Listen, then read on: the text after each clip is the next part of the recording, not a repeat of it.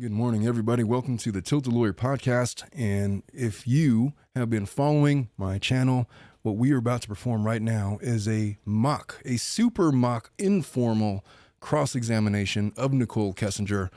Nicole Kessinger being played by my assistant, Melissa, who is filling in for Ileana Colon Rosa for this morning. We are going to do a motion in limine. We're going to do some trial prep with Nicole. We're going to do the full-on cross-examination. We're going to have a brief discussion about what just transpired, and then we're going to go straight to verdict. And we might, and don't let me forget about it, but we might have the psychic chime in to be the tiebreaker on the verdict of whether or not Nicole Kessinger is guilty of conspiracy to commit murder. You're going to want to stick around because I have no idea how this is going to go. Let's just do it. Whatever you might be going through and wherever you might be, this is Omar Serrano with the Tilted Lawyer podcast. I'm here to take your mind off of things. Yes, I'm an attorney. No, I'm not giving you legal advice. We're going to sit and talk like people, as these are the candid thoughts of one practicing attorney, and it's after hours. So have a seat. Feel free to have a drink and join me. Let's get started. All right, everybody. If I sound a little neurotic on this episode, just understand that I am essentially playing three parts in this mock trial. I am both the prosecutor, the criminal defense attorney, and the judge. I'm going to do all three at the same time. And Melissa she's really, really nervous, which is good because this is how she would feel in a real cross-examination, is playing the role of Nicole Kessinger. I'm going to cross-examine her as if she is Nicole, and she really doesn't like me saying this, but she kind of resembles Nicole to a degree that I think is going to work. But for all of you that know everything that's ever been written about this case, have studied it over the last 6 years, please understand that Melissa is doing this out of the goodness of and kindness of her heart. She is not going to be given the opportunity to explain her answers. A cross-examination, the very nature of a cross-exam is that it's driven by the attorney. So whatever hatred that you feel towards Nicole Kessinger, however you feel about however this cross-examination is going to go, please do not be negative in the comments towards Melissa, because she's doing us a great service by coming in and sacrificing herself to take on the personification, to play the role of one Nicole Kessinger. So with that, let's get to work. Housekeeping issues. There's been a motion in limine brought. We've been discussing this case over several pretrial hearings, readiness hearings, to discuss various versions of the evidence, and the defense has a motion in limine to exclude any mention of oxycodone as it pertains to Nicole Kessinger's involvement in it. And as the judge, the presiding judge, I'm going to hear from both sides, but this motion, as it sits on my desk, appears to be brought under Evidence Code 401 as irrelevant evidence, and 403 as this might be just a waste of time. So hearing from defense counsel. Counselor, well, Your Honor, there is scant evidence, no actual evidence whatsoever, that Nicole Kessinger was involved in the obtaining or the administration of oxycodone as it relates to Shanann Watts. We know from the prosecutor's brief that one of their theories of the case is that they want to plant the seed that somehow Nicole was involved in the planning, and they plan on going into this theory in closing arguments, in their opening statements. They want to introduce evidence that is non-existent. And so from those grounds, number one, the charges are conspiracy to commit murder. There has not been any evidence, not one shred of evidence in the 1960 pages of discovery that have been generated in this case that Nicole had anything to do with oxycodone. This is pure speculation and conjecture, and it doesn't relate one iota to whether or not she conspired to murder. And on those grounds, it's irrelevant on 401. However, Your Honor, if on the one hand you think that I'm wrong on that issue, under 403, this should be excluded because it's a complete waste of time. because there's not going to be any evidence, and because he's going to get on the stand, and Nicole's basically going to deny her involvement in any of this. Just the very mention of this to a jury is basically for the sole purpose of confusing and wasting the time. It would be unduly and unnecessarily prejudicial to Nicole Kessinger to allow any mention of oxycodone, specifically as it relates to her and her involvement in the crime, and specifically to answer the question of whether or not she is herself guilty of conspiring to murder Christopher Watt's family, and I will submit on that. Prosecution, well, Your Honor, it goes to her plan. You're asking me to prove that Nicole Kessinger, beyond a reasonable doubt, conspired to commit murder, and part and parcel to our examination and our theory of the case is that Nicole Kessinger not only was involved in the planning of the actual murders, but that these plans were born in and around the end of July. And when that didn't work, then it accelerated to the plan that we all know about on August 13th. That's the subject matter of this trial. And on those grounds, it's highly relevant because it goes not only to credibility, which is always relevant, but it speaks to an escalation of a plan to ultimately commit murder of the victims in this case.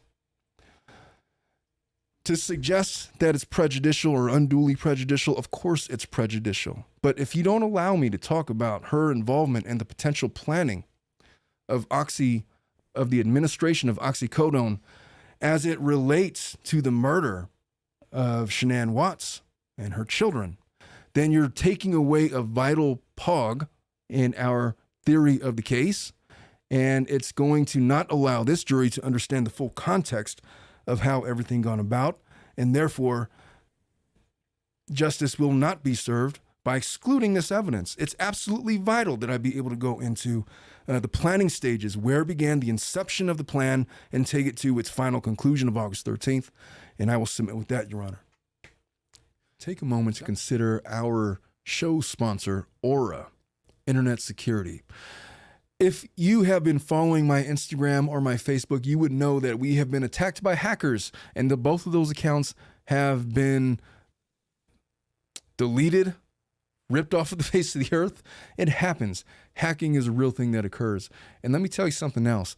Data brokers will sell your information to scammers, spammers, and anyone else who may want to target you. And you might not believe it, but your full name, your email address, your home address, your health records, your relatives, your children, your spouse, all of it is out there.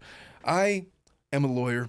I do my own background checks. I pay good money for my background checks, but it's starting to get to the point where you could Google anybody's name and some kind of a secondary source of information, such as a birth date or email address or something, and you will find that you can Google all of this information. It's just out there for people to exploit.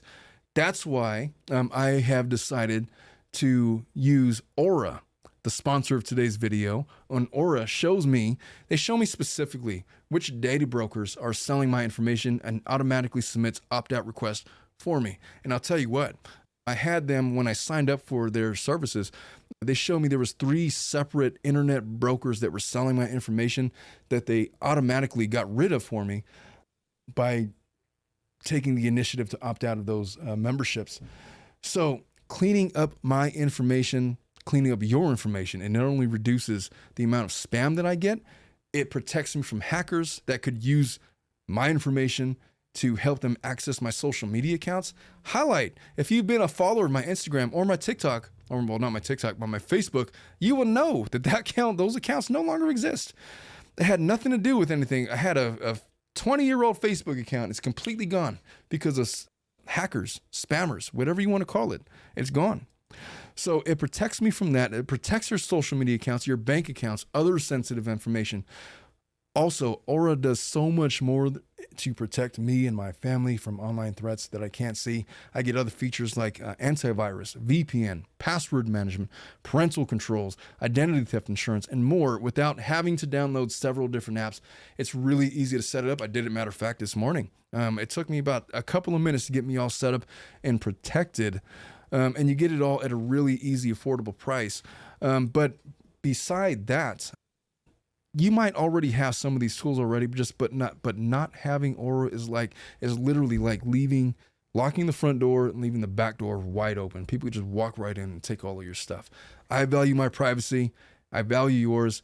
You can go right now to aura.com/tiltedlawyer to start your 2-week free trial. No cost to you. It's going to be linked below in the description. Go in and sign up for your free 14-day trial and experience all of the protection that comes with Aura Internet Security. It's powered by artificial intelligence. You're not going to regret it. Go on in and check them out. Dominic, what have you to say about all of this?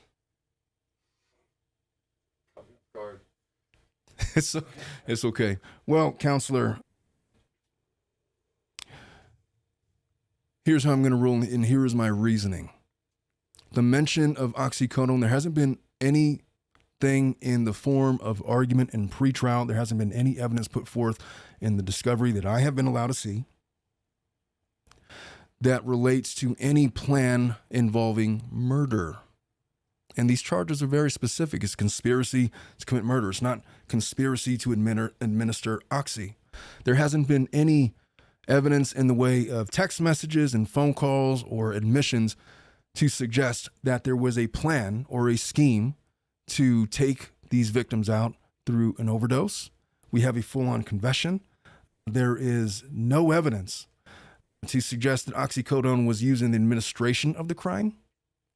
And there's not going to be, according to your witness list, any expert witnesses that are going to come in to testify about why or why not oxy was involved or not involved in the murders in this case.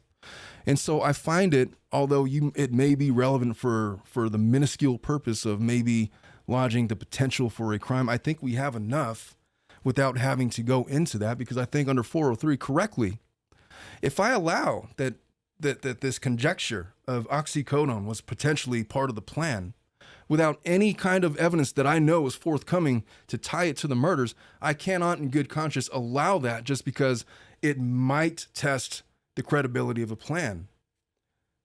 If we allow that evidence in and the jury has to contend with that evidence, it's going to confuse them, because this isn't a case about oxy. This is not a case about inducing a miscarriage. This is not a case about whether or not she was involved in obtaining OxyContin. And you haven't presented anything to me to tie it even tangentially to the murders in this case. And again, I've reviewed the autopsy reports, and there is no indication from the toxicology results that I have seen that suggests that oxy was used in the case. And so therefore, under 403, I'm going to exclude any mention of oxy as it pertains to Nicole. That's my ruling, and that's how we're going to proceed. Now, motions in limine are done. Pardon me. All right, now, Nicole? Yes. I'm your defense attorney.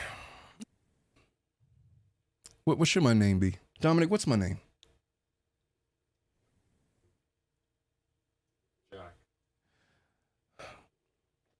I'm your attorney, Johnny Cash. And listen, I just want you to know, I want you to understand that this is going to be a rough day for you. All right? You have fully acknowledged to many people about your regrets and the pain that this case has caused you because of your involvement and the embarrassment of the affair and all of those things. You need to understand that those jurors right now are looking to tie you to a murder that you didn't commit. All right? I'm your attorney. I believe everything that you've told me. You need to understand that I believe in you. You need to understand that I'm here to protect you. But I cannot protect you from this cross-examination. So let's go over some ground rules. Okay. This prosecutor, Omar Serrano, is going to try to make you crack. He's going to throw everything he can at you to impugn your character. He has to convince this jury that if you're not a murderer already, that you at least planned or involved in the planning of killing this family. Now listen, I know, and you know, we know together, and you need to know that I believe in you, and many others believe in you, that you are innocent of this crime. but you cannot crack under this pressure. So let you be forewarned. The DA is going to get under your skin. He's going to insult you. He's going to try to confuse you. He's going to try to connect you to inconsistent statements that you've given. But you have to trust me that I'm going to be able to rehabilitate you on all of that. He's going to talk about text messages that you know are in existence about you trying to woo the interest of Mr. Watts. And he's going to try to say that you had this plan to get rid of Watts' family so that you could run off with him. But just know that there's text messages that are going to come out in trial that have already come out in trial. And for the purposes, I'm breaking the third wall here, but for the purpose of this cross-examination, we're going to assume that the direct examination has already happened and that Nicole has had the opportunity to say her side and that she's presented evidence of text messages between her and her friend that point to the idea that she wasn't really all that sold on Chris. She was undecided about him and she didn't really know where it was going to go. It was a 2-month-long relationship. Anything could happen at that point. She was just having fun. She said all of these things in her direct exam. Okay, back on character. You had a chance to say your piece, but you got to understand there are other text messages that they're going to point to. There's other evidence that they're going to point to. You got to find a way to explain the phone ping. Why were you there in Frederick, Colorado at 6:16 a.m.? They're going to ask you that question. You need to be prepared with an answer. Now listen, the nature of cross-examination is that you're supposed to give yes or no answers. But he's going to ask you questions, and he's going to try to frame it in the way that serves his purposes. You need to remain steadfast and strong. If he asks you a question, you answer directly the question. You don't give him any more information than he needs to have. Do you understand? Yes. If I ask you, for example, what did you have breakfast this morning? What did you have? Nothing. Perfect. What are you going to have for lunch? Chicken. And how are you going to cook that chicken? In a pan. All right. I really like the way that you're answering it. Breaking the third wall again. Melissa's also worked in my law office for a number of years, and she's kind of well-versed in how to answer these questions. She's heard me go over this spiel thousands of times. So if at any point, if you don't know the answer to a question, it's okay to not know the answer to the question. The events, all this happened 6 years ago. Okay? There's things that you didn't remember days after the events happened when you went in and talked to investigators. However this goes, all right, it's going to feel bad. It's going to feel like you're having the life sucked out of you. You're going to feel like everybody is looking at you. These 12 jurors are going to be keenly focused on your face. So knowing that, I don't want you to get excited. I don't want you to get sad. I don't want you to go to any extreme, not anger, not sadness. You know, if you cry or shed a tear, that's fine. But I want you to be even, level, keeled. Your objective right now is to not give them more than what they need, only answer their questions, and if something comes out the way that you don't like, you have to trust me that I'm going to fix it on rebuttal. Do you understand? Yes. Do you have any questions for me? No. Are you ready for this? I think so. Okay.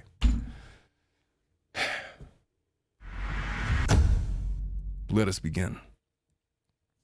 All right, fast forwarding through the case, there has been a number of exhibits that have, I have to go back to my consultation again. Before I get accused of, Nicole, I just want you to know, you are doing this cross-examination against my advice. You understand? Yes. I have advised you to not testify in this. You are here testifying for a specific reason, and your reasons are noble. You want to be able to face the public. You want to be able to face this jury and explain the inconsistencies and answer some of these questions that these thousands, and make no mistake about it, it's not just these 12 in the courtroom. Everybody's watching this case. I would never tell you that in a real case, but just understand, this is literally just you, me, 12 jurors. You are taking the stand because you want to clear your name. And you want to be able to look these jurors in the eye and explain from your perspective what exactly happened. And who are you? You are You were. Right now you're 35 years old. Back then you were 29. You got yourself involved in a jackpot. You ended up with this married guy. You thought he was getting divorced. He had kids. You thought that may or may not have been cute. You liked his kids. You were unsure about where it was going, but you liked this guy. You didn't know that he was going to execute his entire family. That was Christopher Watts. That had nothing to do with you. You weren't involved in the planning of this. You didn't condone this. And had you known that that was the plan, you would have left not only a long time ago, but you would have called the cops. You would have done everything within your power to make sure that he was brought to justice. You are not the murderer here. Do you understand? Yes. That's what they want the public to believe. That's the job of this prosecutor. They have to get this jury to believe that you are a murderer, not in practice, not physically, not with your hands, but in your conspiring to do so, in your planning, in your cajoling of Christopher Watts, and your manipulation of him to force him to leave his family.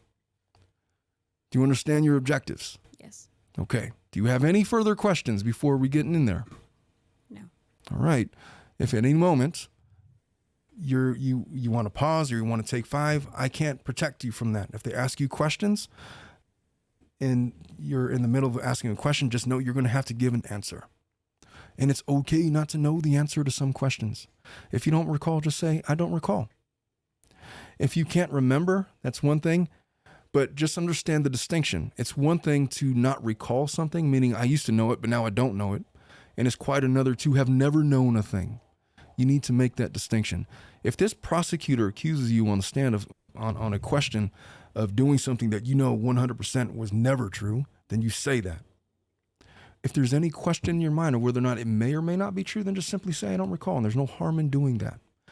Again, there's been a 6-year gap in time at this point. You understand?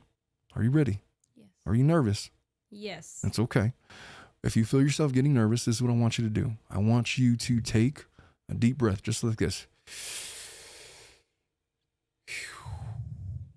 And you're going to do that 5 or 6 or 7 times. Understand that oxygen is going to be rushing to your brain. The oxygen is going to supplement your brain in the firing of its neural synapses, and it's going to calm you. It's going to have a calming effect, okay? If anything else, let the oxygen protect you. I'll be sitting right here, but the oxygen is everywhere. Do you understand? Yes. Okay. Let us get started. Good morning, Ms. Kessinger. Good morning. I'm attorney Omar Serrano, as you well know. Yes. And I just want you to know before I begin my examination that I'm going to try not to talk over you.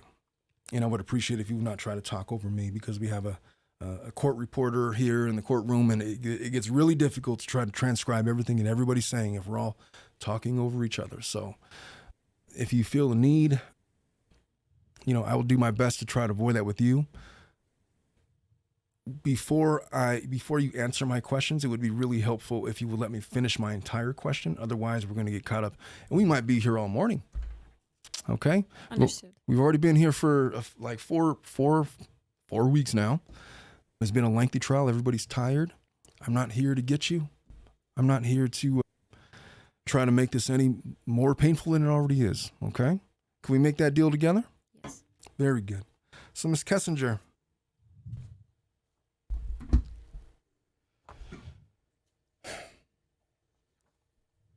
you worked as a contractor at Anadarko Petroleum, isn't that correct? Yes. All right. And you worked in the Human and Health and Safety Department, true? Yes. And you claimed that it was around that time, approximately June of 2018, that you met Christopher Watts. Yes. And when you met him in the course of your employment there at Anadarko. Yes. All right. Now, when you met him and you first started to talk and hang out, you had mentioned to detectives in 2018 that it was like this casual thing and everything was just you're just kind of going with the wind with this relationship, true? Yeah. You're well aware of the perils of marriage. Yes, I am. You're well aware of how ugly it gets when a divorce occurs, true? Unfortunately, yes. Now, you don't have children, right? No. Luckily, you were spared from having to go through the custody and visitation arguments that would have ensued. But wouldn't you agree with me when I tell you that going through divorce is a traumatic experience? Yes, it is. Didn't you know that Christopher Watts was married? Yes, I did. Okay. And you chose to date him anyway? Yes, I did. All right. And you mentioned to police that it was your understanding at the very beginning of that relationship that he was on the outs with. So do you want people to at least appreciate the fact that there's various stages of marriage and various stages of separation? And your belief, as he told the detectives, was that he was in the final stages of his marriage, correct? Yes. Final stages leading to what would have been an inevitable divorce. Yes, that's my understanding. That was my understanding. All right. So what was it that attracted you to Chris? Well, he was young. He was very good looking. There was not like a huge of an age gap. He worked out. He looked really good. It was mainly physical attraction, if I could say it that way. All right. So, but when you found out that he had a wife and children, the variables started to increase, didn't it? Yes. All right. So you must have had pause at finding out that he had not just a wife, but 2 children. True? Yes. All right. And yet you continued to date him knowing that he was married. True? Yes. All right. And let's just get this out the way. I'm not trying to vilify you for doing this. I'm not trying to, you're not on trial for lying to the FBI. But you did tell the FBI untruths. Isn't that correct? No. You were not truthful with the FBI. Were you? I don't understand the question. The question is, did you lie to the FBI or not? No. So your testimony as it stands right now, understanding that you're under perjury, is that everything that you told the detectives in your 3 interviews with them was that you were 100% truthful in everything that you said. Yes. Even when you had to go back and correct yourself, say, hey, actually I said one thing, but I meant another thing. Do you remember doing that? Yes, I do. Okay. So your contention is everything that you ever told the police was 100% truthful. Yes. So I shouldn't be able to question you about any inconsistencies in the actual truth versus what you told the detectives. Is that what you're telling this jury right now? Yes. Fair enough. I appreciate your steadfastness in doing that. But let me continue with my examination. Christopher had told you that he was separating from his wife, correct? Yes. And you were aware that his wife and his children were missing around the time that you talked to the detectives. Yes. All right. When did you become aware that his children were missing? At around the same time everybody became aware of it, when Cheyenne and both Cece and Bella were nowhere to be found. Were you aware on the same day that everybody was reported missing? Yes. Okay. So as you recall, and as we've all heard and it's been testified to and ad nauseum, the date was August 13th of 2018. You recall that date. And you had phone communication with Chris on that day, correct? Yes, I did. All right. Did you also have communication with him on August 14th? No. Would it refresh your recollection if I showed you the phone records about the phone calls that you had back and forth between yourself and Christopher Watts? Well, it has been 6 years. All right. So are you saying that it's possible that that did occur? I would not recall at this point, but it may be possible. Well, luckily I have the receipts. I have the phone records. And we'll go over that in just a few. But let's talk about how you used to speak with Christopher over the phone. Let's talk about that. How often would you say that you guys spoke over text messages and or phone calls? During the course of our relationship, I would say almost every day. All right. Other than yourself and Chris, who else was aware of this relationship? One of my close friends. All right. Was your dad aware of the relationship? Yes. Who else did you tell about this relationship with Mr. Watts? Nobody. I was a little ashamed, so I didn't want a lot of people to find out about it. Was the shame because you were dating a married man that had children and that the prospect of you continuing to date him would mean the inevitable demise of his family? Yes. All right. Is that what caused you shame? Yes. All right. Wouldn't it have been so much better if Christopher Watts was single? Yes, it would have been. So you were attracted to this guy and you wanted to pursue a relationship with him to some level, correct? Yes. Wouldn't it have been so much better if Shanann Watts was just not around? I wouldn't put it that way, but yes. But that wasn't the question. I didn't ask you how you would put it, Nicole. I asked you a simple question, and the question was, wouldn't it have been better if Shanann was not around? Yes. Wouldn't it have been better if his children weren't around? Not exactly. Wouldn't it have been easier on your relationship with Christopher Watts if he didn't have a wife or children to worry about and it was just you and him starting fresh? Yes. Okay. So, knowing that, isn't it true that you talked to Christopher Watts about the direction of where his relationship was going? Yes. And where did those conversations lead? I don't recall exactly. It's been a while. It's been a while, but you remember telling detectives that at one point you were like, hey, why don't you work on your marriage? Do you remember saying that? Yes, I do vaguely, but I do. Yeah, and you remember saying that, hey, look, don't worry about me. This was a casual thing, and I don't really need, and if I'm paraphrasing or if I'm characterizing what you're saying, correct me, but isn't it true that you basically told the cops that this was a casual thing? You were kind of 1 foot in, 1 foot out. It might have been better for him to work on his relationship. Do you remember saying something to that effect? To that effect, yes. And again, not verbatim, but I'm taking liberties with the paraphrasing. So forgive me on that. So this was an obstacle in your relationship. Wouldn't you agree? Yes. Well, obviously, you guys married. You can't legally get married unless he gets divorced if you want to marry him, correct? Yes. And if it's kind of hard to maintain a relationship with somebody that has to go home every night to his wife, isn't it? Yes, it is. Did you ever meet his children? Not that I recall. But you've been in the Watts family home, correct? When they were married. Yes. You've been to his. You were in his house a couple of times, right? Yes. And you remember seeing the photographs of his family with him and the family portrait with his wife and his 2 children. Yes. And you saw how beautiful that house was. Yes. And you spent time there in the basement and you saw like all of the children's toys and everything else. You remember seeing all those things? Yes. Hey, Dominic, if you want to object to any of my questions, by all means. It's hard to... You didn't know what could cause damage to Mr. Depp's hand while you were there on March 8th, correct? Dr. Kipper told me he'd sustained an injury on one of his fingers. Objection, hearsay. Wait, you asked the question. Okay, Next question. okay. You said he sustained a...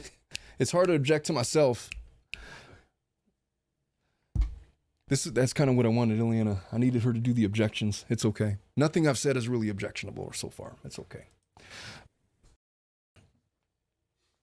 All right. Isn't it true that you told detectives that you were unilaterally uncomfortable being there in the Watts home? Yes. And what made you so uncomfortable? Well, I was in the house of somebody that had a family, and she had no idea. She thought she had a perfect marriage. Oh, but you know that she didn't have a perfect marriage, didn't you? Yes, unfortunately. You knew that there was red flags in the relationship, right? And one of the screaming red flags was specifically you, correct? Yes. Nicole, didn't it make you angry to know that Christopher Watts was embedded with his wife and his children and had this beautiful life, and you were just kind of the plan B? Objection, Your Honor.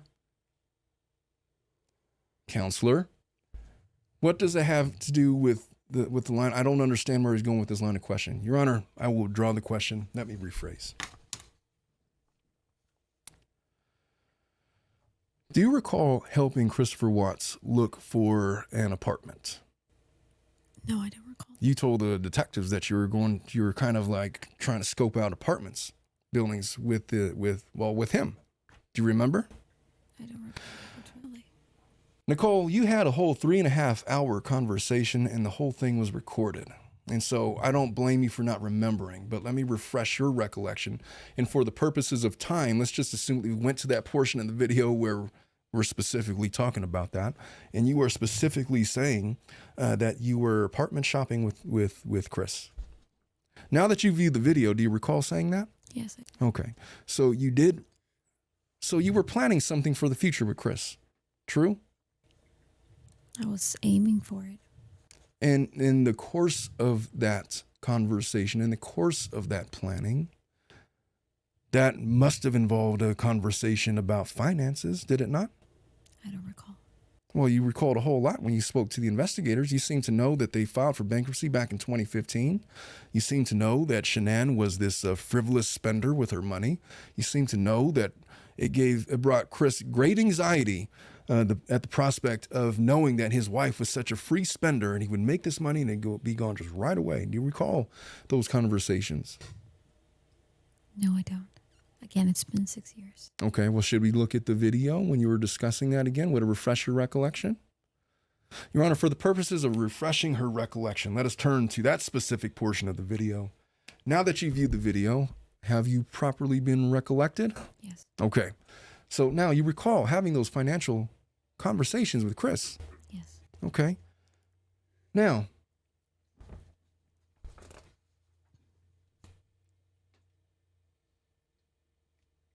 hold that thought. When you guys were looking for apartments, isn't it true that you suggested, as you told the detectives, that Watts should find an apartment near his wife so his children may be close to both of his parents? You remember saying that? Yes, I did. Okay. Now look, I'm not here to embarrass you. You've had an affair with a married man, or he had an affair with you. And it's very difficult to have that displayed out in the public like that in front of all of these people. We're not here to judge you on that, okay? But I have to believe when you were speaking to the detective that there was a measure within inside of you that believed in good and evil, correct? Could you rephrase that question? I don't understand. Do you believe there's a difference between good and evil? Yes, I do. Do you believe that you have a moral compass such that you believe or you know the difference in right and wrong? Yes, I do. Okay. So you were trying to, in your interview with the detectives, as you've just seen, come off as a reasonable person. Wouldn't you agree? Mm-hmm. Because a reasonable person would do exactly what you said. If you're going to get a divorce, then fine. Try to stay close to your wife and kids. True? Yes. All right.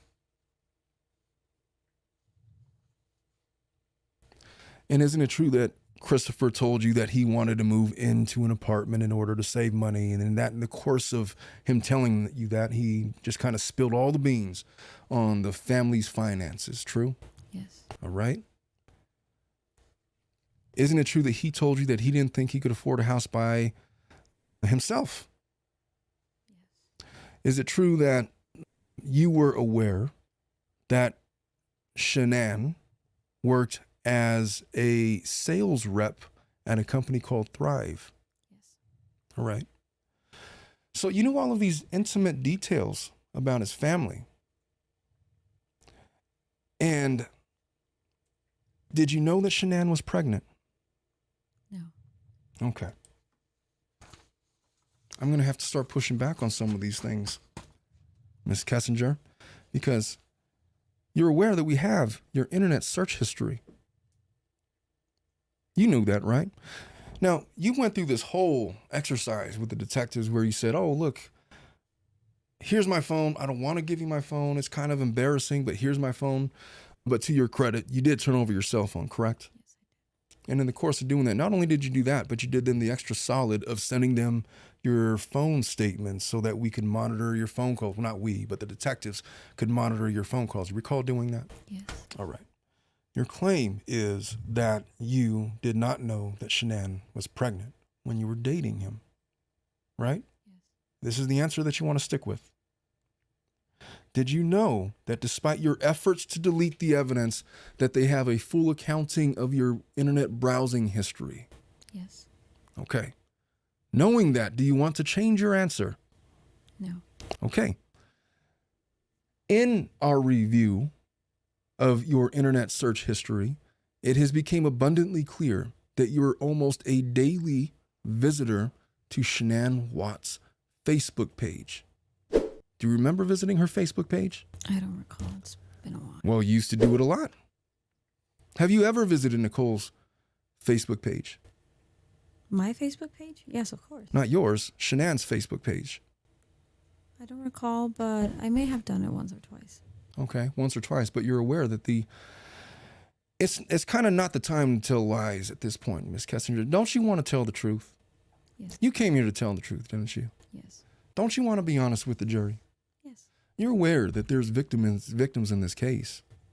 There was Shanann Watts. She was a healthy and vibrant wife. Her life was snuffed out of her. You're aware of that, correct? Yes. And there were these two beautiful children that have been the subject of this case, 3 and 4-year-old Bella and Cece. You're aware of that. Yes. And you have to be aware at this point, even if you won't admit it now, that in Shanann's belly was a 15-week-old fetus. His name was Nico. He's a victim in this case. You're aware of that, correct? Yes. Don't you want to be truthful with all of us? Yes. You don't want to lie to us, do you? No. So you know we have your internet search history. Yes. Okay. Explain then why your internet search history has almost daily visits by you to one Shanann Watts Facebook page. Like I said before, it's been 6 years. Okay. It's going to be really hard to recall that information. Well, would it refresh your recollection to take a look at the data? Yes. Okay, Your Honor, I'm approaching the witness what has been previously marked as Exhibit 394. And we're looking at the evidence. We're looking at all the visits and all of your internet browser history. Okay. Nicole, does it refresh your recollection to look at those exhibits? Yes. Okay. Now, I want you to explain to me. Well, I don't want you to explain to me anything. I want you to tell me, answer this. Isn't it true that you were a frequent visitor to Shanann Watts' Facebook page? Yes. Almost every day, correct? Yes. You saw the evidence. Okay. Isn't it a little, wouldn't you agree it's a little odd for you to tell me that you had no knowledge of Shanann Watts being pregnant when you were frequently visiting her page every single day? I could have visited her page daily, like it shows in the exhibit. But like I said before, it's been 6 years, so I can't recall the information exactly. But I not necessarily would have scrolled through and read every single post of her. I could have just looked at the pictures. All right. Well, so were you just looking at pictures? It could be. Do you remember that one time on Father's Day, around 2018, in June, when you visited Shanann Watts' Facebook page? Do you remember the subject matter of her Facebook post? There was only one. I believe it was something right on Father's Day. It was on Father's Day. And it was a Facebook post praising Christopher Watts for being an amazing father and husband. Do you recall? Yes. And it was this huge picture of the family. And it was, congratulatory and celebratory in nature. And the fact that Christopher Watts was an amazing dad. Do you recall? Now that I saw the evidence, yes. And in that post, there was reference to little Nico on the way. Do you recall? Now that I saw the evidence, yes. Okay. So explain yourself when you try to tell detectives that you had no idea that Shanann was pregnant. Like I said before, it's been 6 years, so I really can't recall the information exactly, but I could have just scrolled down her page and not read every single word she read. Just looked at pictures and casually glanced by and then moved forward on Facebook. Okay. How many persons' Facebook page do you visit on a daily basis? It's really hard to recall at this point, but I could say like maybe 3 or 4. 3 or 4. In the entire existence, there's 3 or 4 Facebook pages that you visit on a daily basis. It could be. And you can name those people, couldn't you? Yes. All right. Assuming then you would, and why do you visit their Facebook pages on a daily basis? Generally, it's because they're friends or acquaintances I really talk to a lot. Okay. But isn't it true that you visit their Facebook pages because there's things on that page that you were interested in? Could be not. Was that a yes or was it a no? It depends on what you're asking. The question is, isn't it true that you are interested in the content of their Facebook page if you're visiting on a daily basis? It's really hard to say at this point. Well, let's just try to come up with an answer. If you are visiting a Facebook page, is it because you were interested in what's on that page? Can we agree on that? Yes. All right. And the fact that you were visiting Shanann's page on a daily basis demonstrates that you had a keen interest in the goings-on of the Watts family, correct? Yes. All right. You were interested in how they were doing, correct? Yes. And I'd imagine that Chris had made representations to you about the demise of their relationship, correct? Yes. And isn't it true then that you would have been interested in the veracity of that statement? When I say veracity, I mean the truthfulness of Chris as it pertains to you, correct? Yes. In other words, if Shanann was posting things on her Facebook page such as, oh, we have such a wonderful marriage and Chris is such a wonderful dad, and we have all of these plans to go to Aspen the weekend after August 13th, wouldn't that cause you concern that Christopher Watts was being less than truthful in his representations of his relationship with his wife? No. What do you mean, no? He did explain to me in various instances that his marriage was ending, and that... But that's not the question, Nicole. The question is, if you saw evidence on her Facebook page, now strike that. It's true that you've had conversations with Watts prior, leading up to this relationship, about his relationship with his wife. And it's true that he told you that their marriage was falling apart, correct? Yes. I believe the expression that he used was business partners. They were business partners, correct? Yes. All right. And so you just told me about 30 minutes ago, 20 minutes ago, that you believed that the relationship was on the final stages of a divorce. Yes. Divorce. Yes. And you're aware of the dynamics of when somebody's really out, when a couple's really out, it looks a whole lot different than a happy married couple, doesn't it? It's difficult to answer that question. Fair. And I'll strike the question because that's not a fair question to ask you. But what I'll tell you, what I will ask you is this. When you studied and you examined Shanann's Facebook page on all of those multiple occasions, your understanding of Christopher Watts' interpretation of the relationship versus the content that you viewed on Shanann's Facebook posts, not just on Father's Day, but before and after, what about the content on that Facebook page corroborated that they were getting a divorce? Nothing. Exactly. Nothing. And so when you tell this jury that you were unaware of the family dynamics of Christopher Watts and his family, that's a lie, isn't it? Nicole, it's okay if the answer is yes. Should we rephrase the question? Dominic, what was the question? Can I get a transcript reading? Pretty much, if she's frequenting. Got it. Shanann's posts. So the question was, if you are frequenting Shanann's Facebook page on a daily basis, isn't it true that you were lying when you tell this jury that you had no idea that she was pregnant or that they had a happy marriage or whatever? I did not know she was pregnant until a lot after, but I was aware to some extent of the dynamics of the family because of what Chris told me. Okay. You claim that you last saw Christopher Watts in person on Saturday, August 11th of 2018, correct? Yes. And on that night, I believe that you went out to dinner at the Lazy Dog restaurant near Interstate 25 and 144th Avenue, correct?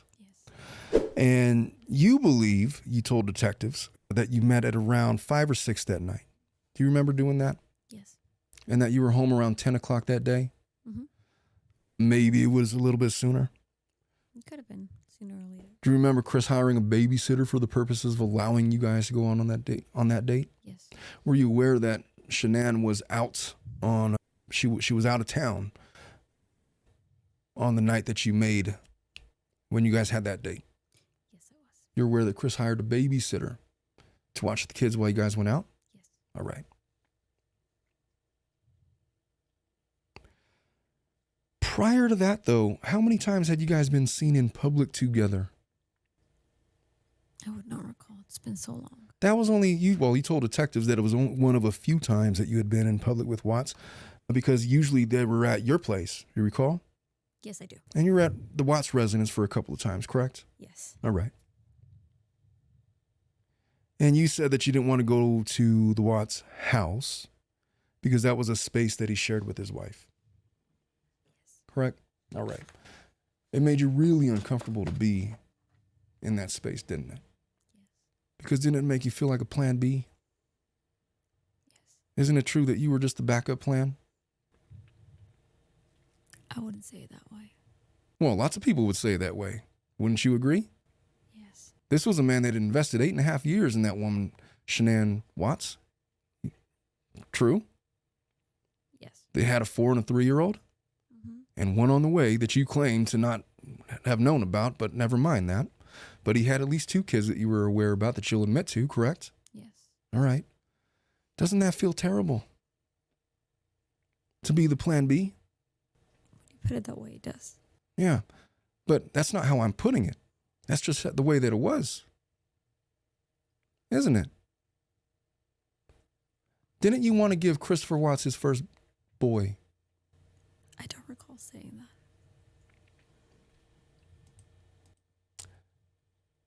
Do you recall text messages where you told Christopher that you wanted to give him his first boy?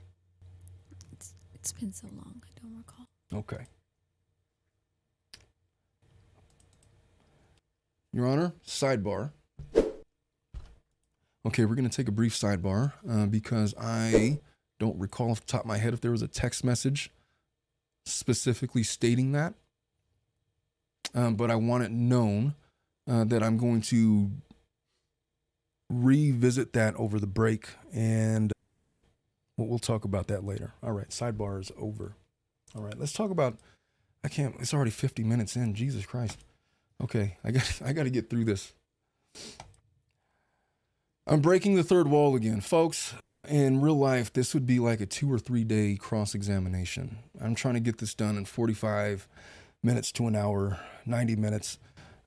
I'm going to do my best. I'm going to try to hit the highlights. There's a lot that I'm not going to go into because of just time constraints. Just understand, if you're screaming at me through your screen to say or ask specific questions, it's for one of 2 reasons. Number one, it's either not relevant or hasn't been admitted into evidence yet, or I just simply don't have time to get to, which is probably the more reliable.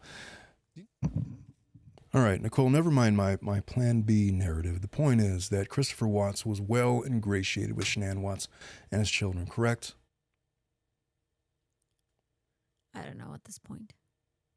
Well, let's just take it down to its most elementary level. He was still married to his wife. Yes, he was. With children. Yes. And in order for you to take Shanann's place, she had to be gone somehow, some way or another, correct? Yes. Whether that meant divorce or whether it meant snuffing her off of the face of the earth, she was in the way, wasn't she? Yes. Okay. So at that point, at the Lazy Dog, when you guys are having this date, isn't it true that you and Chris had conversations about him ending Shanann and his children? I don't recall that. All right, fair enough. But, and you're right, we don't have any transcripts to say otherwise, but isn't it true that you were having conversations with Chris about future plans? To some extent, yes. Isn't it true that you were searching for wedding dresses? I don't recall that. Oh, but you spent a couple hours researching wedding dresses. Don't you recall? Well, let me get back to that. Let's just go through some of these questions, all right? You told investigators that, again, you try to maintain that this was a casual thing, correct? Yes. And as you're sitting here right now, you're trying to tell this jury that you had a casual relationship with Christopher Watts, correct? Yes. All right.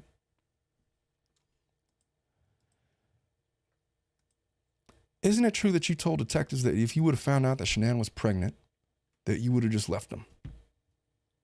And that would have been the end of it, correct? Yes.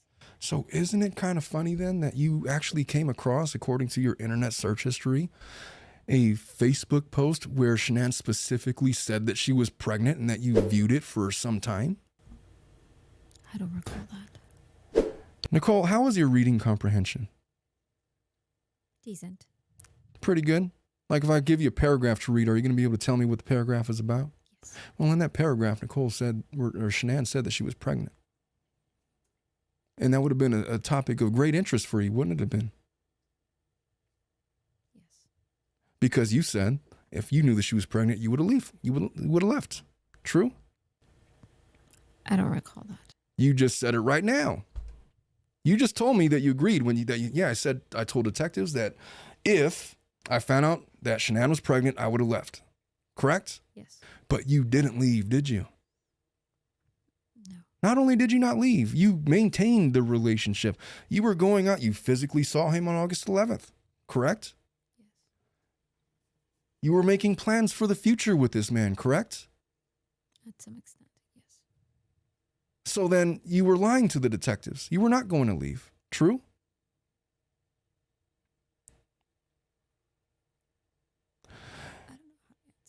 Isn't it true that you never planned on leaving Christopher Watts? I wouldn't say never, but Isn't it true that you had no plan to leave Christopher Watts, even after having knowledge of the fact that Shanann was pregnant? yes.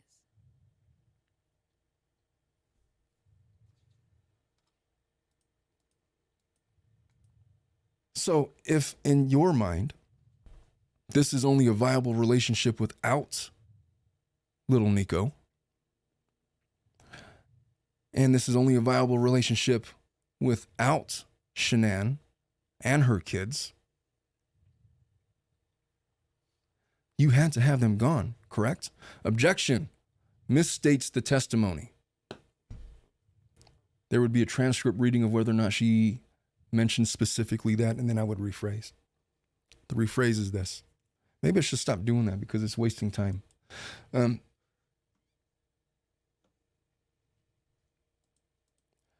Isn't it true then, because you had no plan to leave Christopher Watts, that the only way that would have been a viable plan would have been to get rid of him or her, Shanann, and the kids?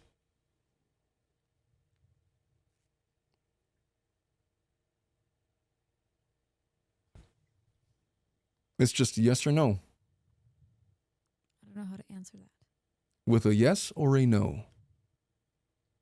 Let us backtrack. You just told me, as you told the detective 6 years ago, that had you known that Shanann was pregnant, you would have left Chris.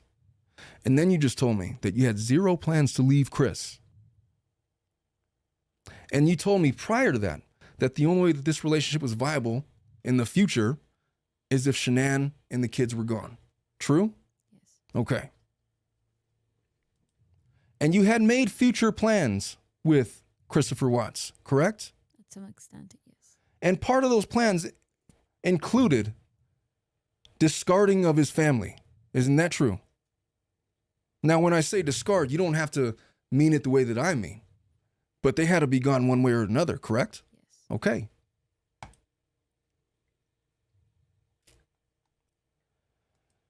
Hi.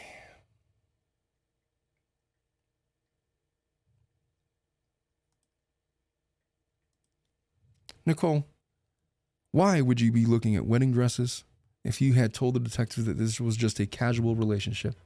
Because I like them. Well, on August 4th, you had been dating Christopher Watts for about a couple months at that point, correct? Yes. Right? And you looked at wedding dresses for a couple of hours. True? I don't recall. You said because you liked them. Yes. All right. And I had imagined that when you were looking at those wedding dresses that you had envisioned yourself in at least a few of them, correct? Yes. Did you have visions of walking down the aisle with Mr. Christopher Watts? I don't recall that. But you recall looking at the dresses? Yes, I do. All right. If it wasn't for Christopher Watts, who would it have been? I don't know. I just like dresses. Okay. Sorry. Fair enough. You knew that on August 9th, 2018, Shanann left on a business trip to Arizona. You remember that, correct? Yes, I do. And you were aware, well, that she was coming back on August 13th. Yes. All right. You knew that.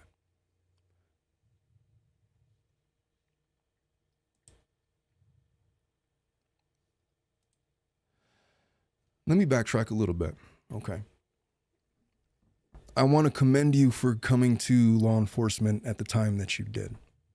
During this investigation, it takes a lot of guts, and you should be given credit for that. 100%, absolutely. But you came to the police because you wanted to get to the bottom of this, correct? Mm-hmm. You wanted the truth. You don't want to hide anything, true? Yes. All right.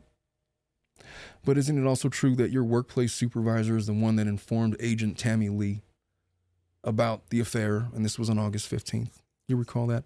And then you caught wind of Anna Darko finding out about your affair, and it wasn't until that point that you decided to come to law enforcement, correct? All right. So prior to that, you hadn't offered your services in any capacity. It was specifically because you wanted to marshal the evidence, as they say. Fair? Mm-hmm. All right.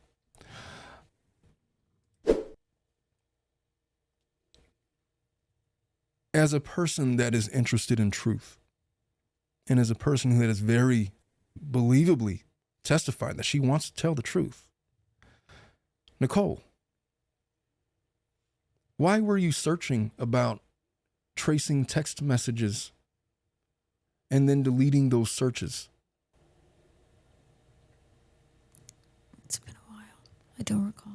Well, why would you delete your searches, your internet searches for how cops trace text messages? It's been so long. I don't know. I don't recall. Nicole, this was an investigation into the murder of 4 people. And the cops were looking to get to the bottom of it. And you said that you were looking to get to the bottom of it. Why would you destroy that evidence? I don't recall. Is it because you were hiding guilt of your involvement? Objection. Sustained. I will ask a different question. You searched, can cops trace text messages? You remember making that search? Well, it's in your internet search history that you just looked at. Would it refresh your recollection to see the record of the text messages? Yes. Let's assume that I've already done that. Now that your recollection has been refreshed, do you recall sending or making that search? Yes. Okay. But you're going to tell us that you don't know the reason why you did that. Is that a yes? Mm-hmm. So then is it then fair to state that the subject matter of what you were interested in was what the cops could recover from your text messages, correct? Yes. All right. How long you searched, how long do phone companies keep text messages? Why were you so interested in that? I don't know. I don't recall. Is there messages that you didn't want the cops to see? Maybe. Miss Kessinger, if you have nothing to hide, why wouldn't you just tell them everything? I was dating a married man. Damn the affair. Pardon me, Your Honor. Nobody's implicating you here on the affair. You have a dead wife and 3 dead children, and you're concerned about an affair. I find that hard to believe as somebody who just 45 minutes ago told me that you were interested in the truth. Explain yourself. Objection. Harassing. Sustained. I'll move on. This would work so much better if Ileana was doing it.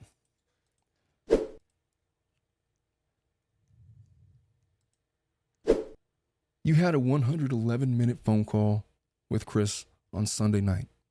You remember that? You spoke for 111 minutes. Now, I'll spare us the suspense because I don't suspect that you're going to tell us much about what was said in that conversation. But you're aware now, you have to be aware now that that was just hours before the murders occurred. All right. 111 minutes. There's not any occasion in your phone records where you had a 111-minute conversation or something similar to that with Christopher Watts. What were you guys talking about? I don't recall.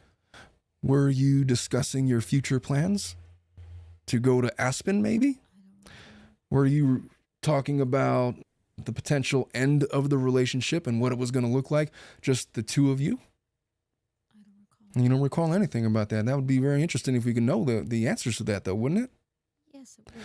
And when the cops asked you about that phone call, and it was just days after, granted, it's been 6 years now, but you couldn't remember when it was just days after that phone call had taken place, when you spoke to the detectives, correct? This phone call took place on August 12th. The closing hours of the day on August 12th. You were interviewed by the detectives. When was it? Like on August 18th, August 21st? I forget. But it was just days after. And you didn't have anything to say to them back then. Were you afraid of what the subject matter of that conversation was going to be revealed as? Maybe. Why would you be afraid? As a person that has nothing to hide. Like I was trying to say before, I was dating a married man. I felt ashamed for myself. And even the fact that people were finding out about it made me feel much worse. So, of course, I didn't want anybody to question me on that. Nicole, with all due respect, Shanann, Nico, Bella, Cece don't give a shit about your moral conundrums of your affair. This was an investigation into a murder. And, Your Honor, please excuse my language. Do you understand the gravity of what we're doing here? Yes. Do you think the jury is interested in whether or not you had an affair with Mr. Watts? I don't know. We've already been through it. It's already been exposed. About as much as it can be exposed, it's been exposed, it's out there, right? Now we're looking for justice for these victims. Wouldn't you agree that these victims deserve justice? Yes. Do you agree that these victims should not have suffered the fate that they suffered? Yes. Do you agree that the person that is responsible for their fates should be punished? Yes. All right, ladies and gentlemen, everybody rise as the jury enters, and the jury is now taking their seat, and we are now beginning. Ms. Kessinger, let's talk about the day of the murders. Let's talk about August 13th. Okay. I know it's been 6 years. But we learned some things about your cell phone activity. But you volunteered that information with the detectives, you recall? Yes. All right. So, Nicole, there is a significant gap in your phone activity on the morning of the murders. Now, are you aware that there is a gap? It's been 6 years, so I don't. Well, let me recall, explain but what I mean. believe so. How often are you on your cell phone? When I'm working, Let's relate it to 24. We're in 24. How often are you on your cell phone 24 meeting this year. this year? Quite a while. Well, when you wake up in the morning, do you pick up your phone? Yes. I Are do. you checking it throughout the day? Yes. Is there ever an hour that you're not having some kind of activity on your cell phone? Yeah, when I'm at lunch, when I'm sleeping, working out. Texting, it's tracking your steps, correct? Yes. I don't know if cell phones, well, I don't know if mine does that, but some cell phones do that. You're browsing the internet and all these things, correct? Mm-hmm. And would that have been pretty much the same back in 2018? It could have. Well, your cell phone activity pretty much describes what you just said. You have pretty much cell phone activity every 5 to 10 minutes. Does that sound like you? Yes. Okay, so then explain to me why, on the morning of the murders, at the times that the murders were being committed, your cell phone was dead silent. It's been 6 years. No explanation? Didn't you turn off your cell phone? You turned it off, didn't you? I don't recall. Did you put it in airplane mode? Maybe, I don't know. Well, had you ever done that before? Yes, I have. No, you haven't. Nicole, we got your cell phone records. Your phone is never not active. Would you like to review the cell phone records to refresh your recollection? Yes, I would. Okay, let's assume that I've given her the cell phone records that I have to save time. You can see your phone activity every single day, constant activity. Wouldn't you agree? Isn't that what this exhibit shows? Yes. Yet on the morning of the murders, coinciding with the hours that the murders would have occurred, your phone is silent. And you're going to tell this jury you don't have an explanation for it, correct? I don't. That's okay. It's been 6 That's okay. years. That's okay. Don't get excited. Did you know that the detectives combed over your phone records over a month after the murders occurred? No, I don't. Well, you do know that because you gave them the phone bill. My phone. Yes, I did. All right. And on that, there was no activity near the Watts residence or anywhere in Frederick, Colorado. You recall? No, unfortunately not. But I'd imagine that you would have had no reason to go there because Watts was in jail, right? I'm guessing so. Well, not you're guessing. He was. He was in jail. No, I'm guessing that I didn't have any reason to go. Okay. That's what I'm trying to say. I got you. Now, the morning of the murders, you didn't clock into work until 3 that afternoon. Is that normal for you? No, it's not normal. Well, why did you clock in at 3? It's been 6 years. Now, It's really hard to recall. how many times would you clock in so late for your job?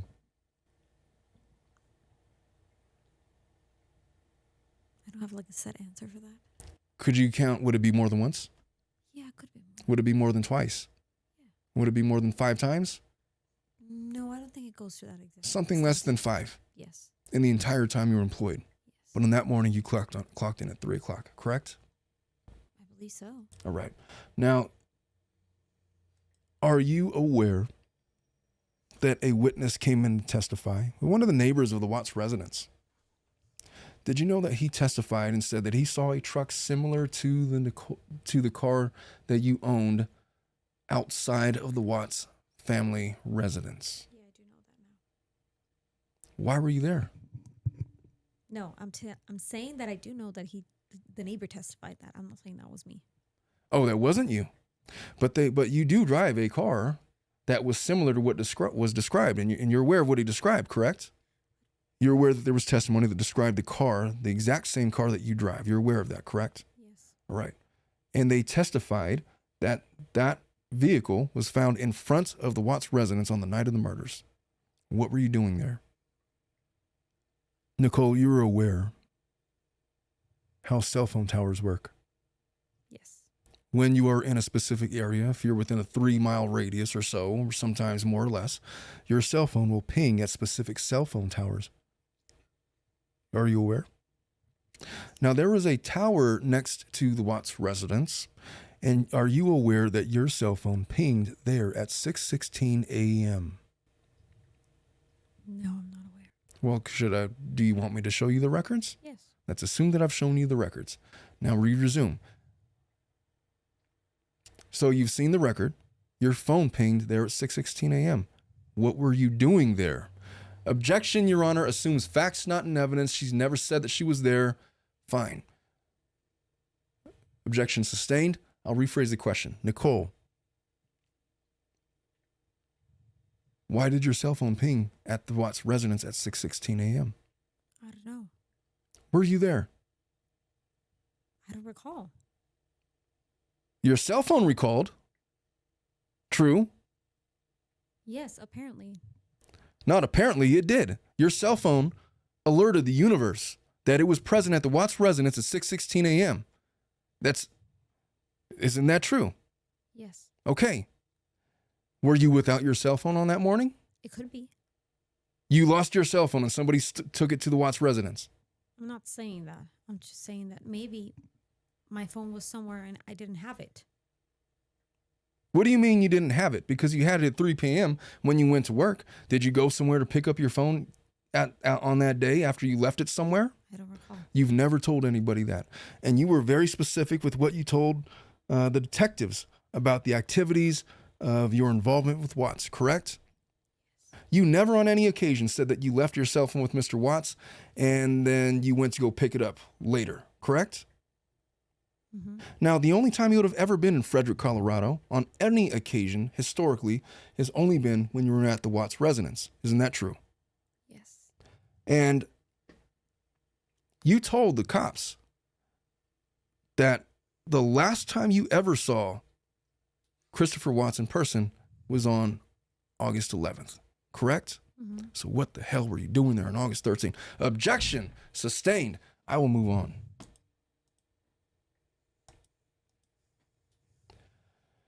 Ay, ay, ay.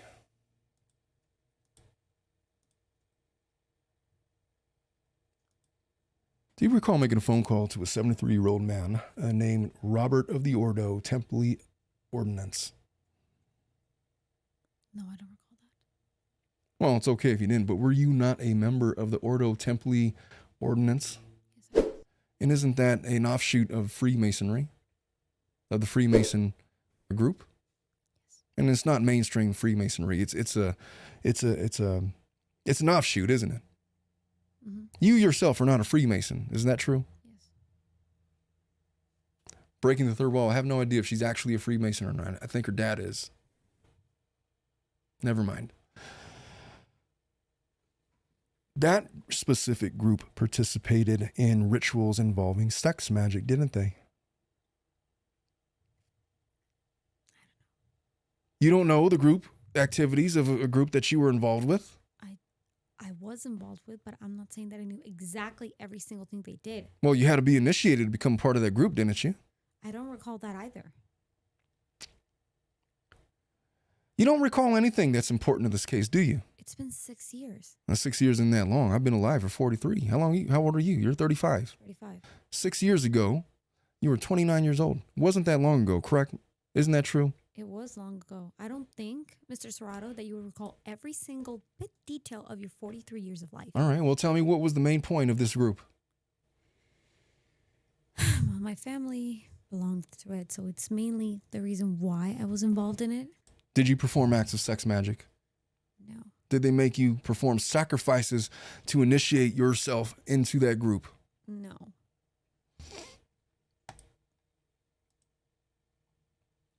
Nicole, who is Jim? Let me rephrase that. There's a gentleman named Jim. He told detectives that you met up with Jim at your apartment. You recall that. You told detectives that.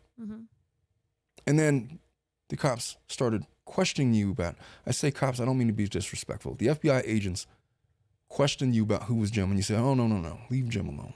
Do you remember saying that? I think so. All right. At 5:01, you called Chris twice. You remember? On August 13th. I could have. All right. You called him twice, but then you deleted the calls. Why? I don't recall. Isn't it a normal practice of yours to delete calls after you make a phone call? No, not really. If I were to pull up your phone log right now, would I see a bunch of deleted calls, or would I see a history of the calls that you made and accepted and otherwise? I think you would see a history of calls. All right. So why would you delete that call after you called him? I don't know. What were you afraid of, Nicole? I don't recall. It's been too long. At 11:09 that night, you made a 51-minute phone call between yourself and Chris. Do you recall that? We had calls almost every single night. No, not every single night. This isn't every single night, is it? This is the night of the murders, isn't it? Yes. You were aware that his wife and family was missing, correct? I don't recall if it was at that point. Let us or recall. around. Your Honor, I am looking at what's been previously marked as Exhibit 350.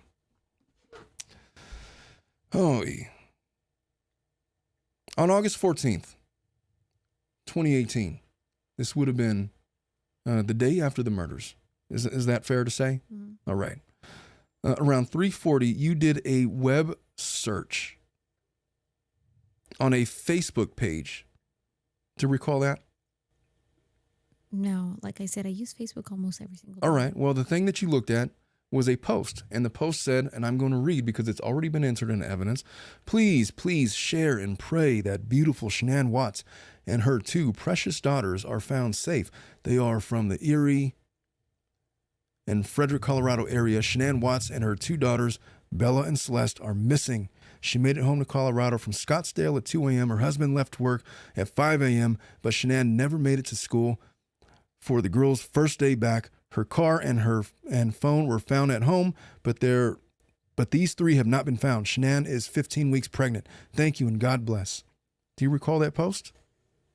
Not exactly, but yes. Well, that was basically alerting the fact that people are missing. True? Yes. All right. And then on August 14th at 5 o'clock, you did a search, an internet search, and I quote, "Can cops trace text messages?" And that was essentially an hour and 20 minutes after you read that Facebook post. Do you recall that? Now that I see it, yes. Why were you interested in what cops could trace? I don't know. Let us continue. Seconds later, there was another search entered. Excuse me. Can cops trace text messages? So you searched it twice. And then at 5:24, there was another search. How long do phone companies keep text messages? Why were you so concerned about that, Nicole? I don't know. You were a truth teller, correct? Yes. You want to get to the bottom of this. Yes. What were you afraid that the cops were going to find on your phone? I don't know. It's been too long. It's been 6 years. I could have thought different that day. I don't know. Time is relative, isn't it?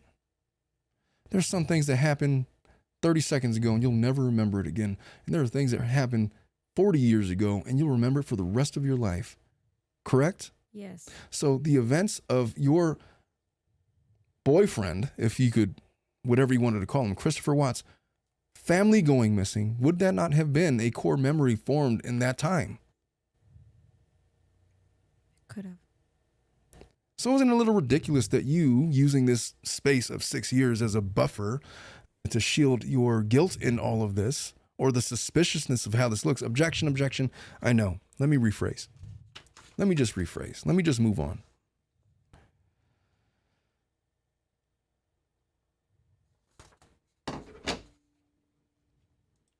Let's continue about what happened on that day. So 5:01, you called Chris twice, deleted the calls, and that coincided with your internet searches about what cops can trace, correct? Yes. All right. At 11:09, the night of the murders, there was a 51-minute phone call between you and Chris. You said you didn't remember anything about that. 12:09, Chris called you back at 30 for 31 minutes. What did you guys talk about? I don't remember. I didn't expect you to, the way that this has been going. At 1:51 a.m., at 1:12 a.m., you called Chris for about 3 minutes. Do you remember that? No. But at 1:51, he called you back and you guys talked for 8 minutes. Do you remember? Maybe. I don't know. At 1:58 a.m., there was a phone call that occurred between you and Chris at around 2:01 a.m. Do you remember that? No, unfortunately. Well, there was a 1-minute call, and there was an 11-minute call between you and Chris. Did you know at the same time that phone call occurred that Christopher Watts was in contact with the detective who was investigating this case? No, I don't remember that. Of course you do, because isn't it true that you were listening in on the phone call? I don't remember. Nicole, it's rather disrespectful, wouldn't you agree, that these jurors are sitting here and listening and trying to make sense of your story, and you just happen to not have any recollection of the most important aspects of this case? How do you explain yourself? Objection, relevance, understood. Sustain, I'll move on. Why did you try to destroy your SIM card? I don't remember doing that, unfortunately. Oh, should we just add this into the pile of other important evidence that you just are conveniently choosing to forget? Objection. I'll move on.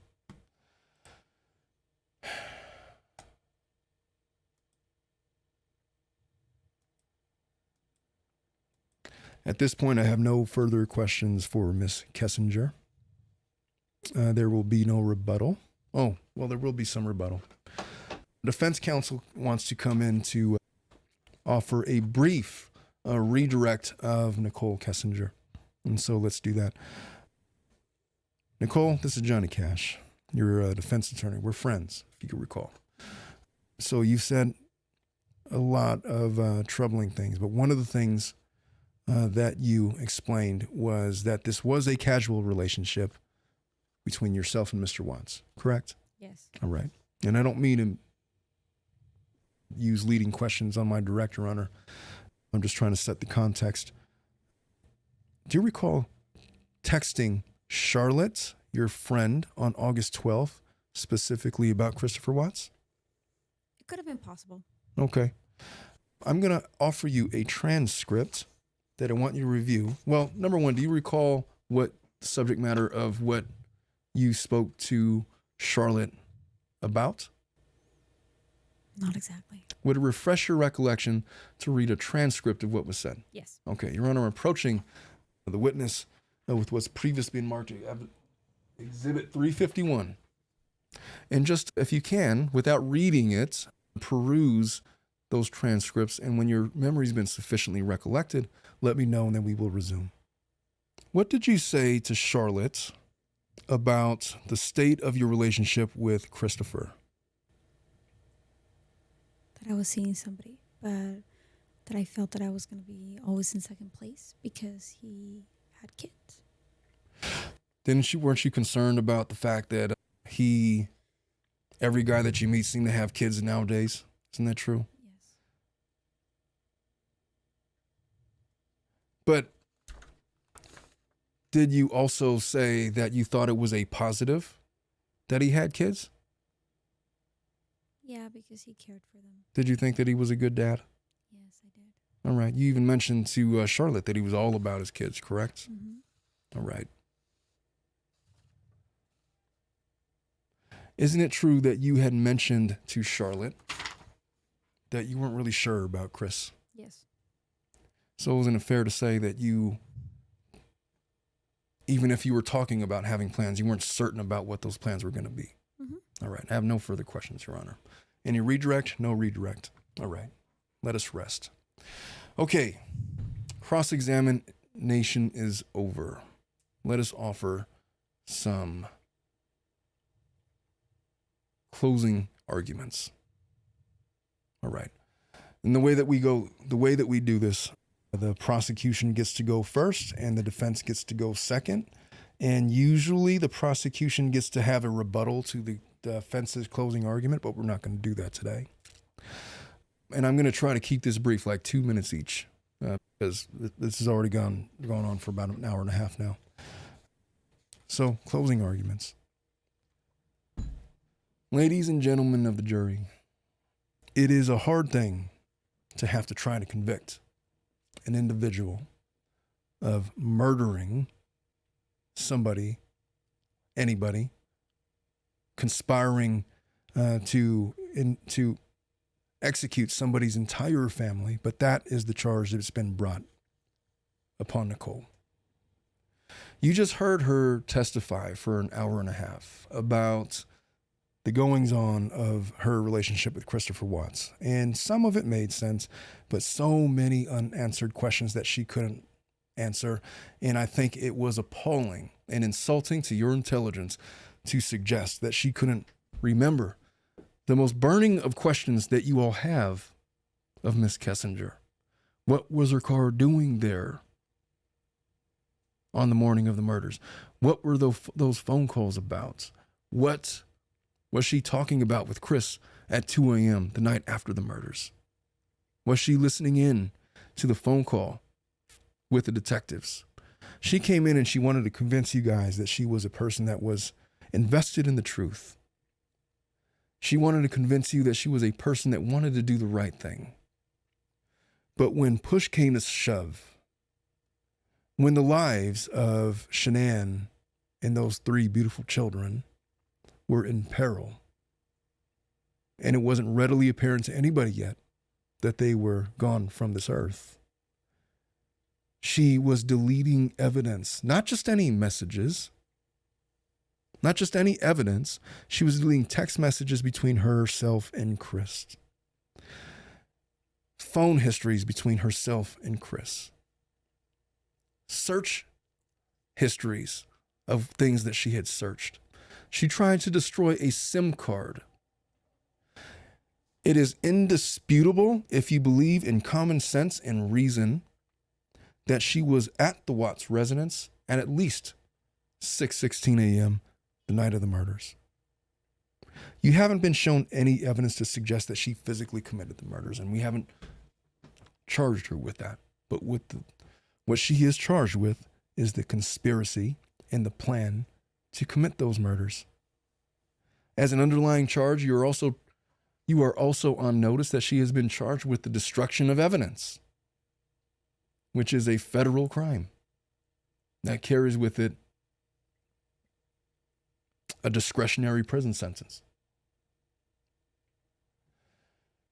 She came in here and admitted on the stand that she deleted evidence. It's indisputable that she got rid of evidence and destroyed things. And indeed, you guys had questions for her that she's never going to be able to answer, ever. This was her one chance to come clean with everything, and she failed. Nichol Kessinger is guilty of obstruction of justice by every measure. She impeded upon law enforcement's ability to solve this case. And how does she do that? By destroying evidence. She's guilty of those two charges out of her own mouth. What you must consider is whether or not she conspired to murder this family. But you heard it. You heard her say that this was not a viable relationship going forward with Shanann and the children involved. The only way this was ever going to work out is if they were gone in some capacity. And though you might say that, okay, well, that leads us to the reasonable conclusion that, well, divorce your wife, but that's not what happened. There's only one reason why somebody gets rid of evidence or tries to delete evidence or tries to hide their tracks or cover their tracks, and it's if they're guilty of something. And the fact that Nicole has come in here and tried to convince you that she was less knowledgeable than what she actually was, when she was very clearly at the murder scene, when she was very clearly in constant communication with Christopher Watts the night after the murders, trying to cover her tracks, trying to get rid of the evidence, trying to make sure that she was safe, tells you everything that you need to know about the plan. If there was indeed no plan, then she wouldn't have been there. And just because she wasn't there, if she wasn't there, doesn't suggest that there was no plan. But I'll tell you what makes a lot of sense and what is indisputable is that if you believe that Nicole Kessinger was there at the scene of the murders, and you guys have seen the surveillance videos, you guys have seen or heard the witnesses talking about they saw her car there, you guys have seen the evidence of the cell phone ping, if you believe that she was there at the Watts residence and she came in here to deny it, the only logical reason why that is because she was involved in the planning and execution of the murders. Trying to clean it up, trying to get rid of evidence, trying to marshal the evidence, trying to create a narrative. And she wasn't as smart as she thought she was because everybody found out about what she did.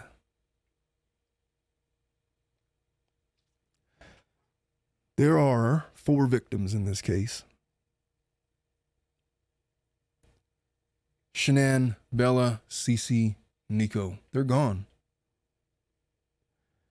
And they were taken at the hands of Christopher Watts through his confession, but you must not forget that Nicole Kessinger was the muse in all of this. She was the silent siren conducting the train, leading us through the destruction of this family in the hopes that she might wear one of those pretty little wedding dresses that she was searching for a couple hours on August 4th and walk down the aisle, eventually taking the place of Shanann so that she can marry Christopher.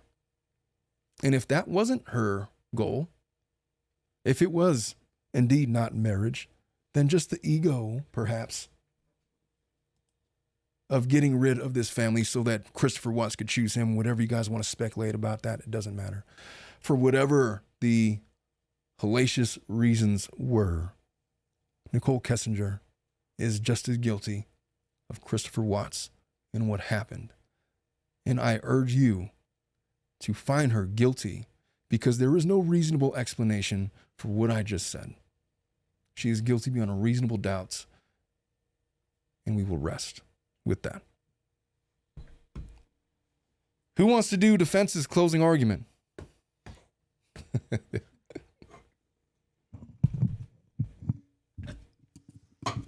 All right. I've got to do a closing argument here. Hello, everybody. I'm Johnny Cash, defense attorney to my client, Nicole Kessinger. I'm not going to pull the wool over your eyes because you guys are smarter than that. It's very clear that some ugly things happened in this case. And my client is not a saint.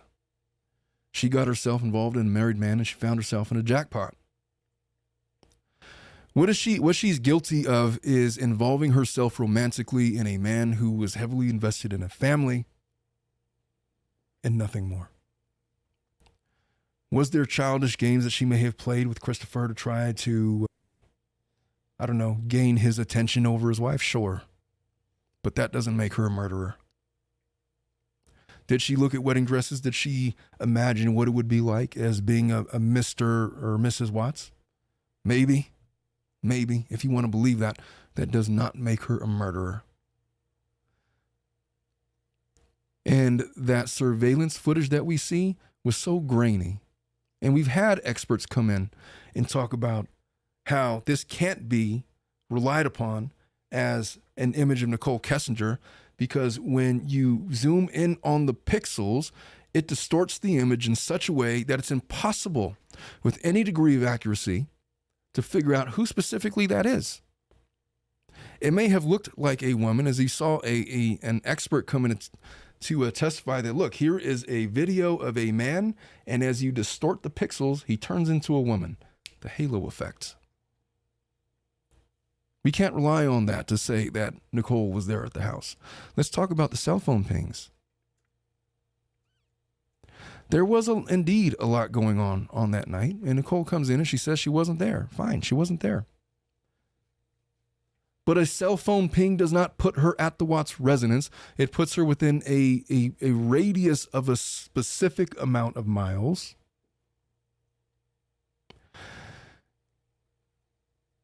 And there is no scientific evidence that came in to testify that those pings are justifiably accurate.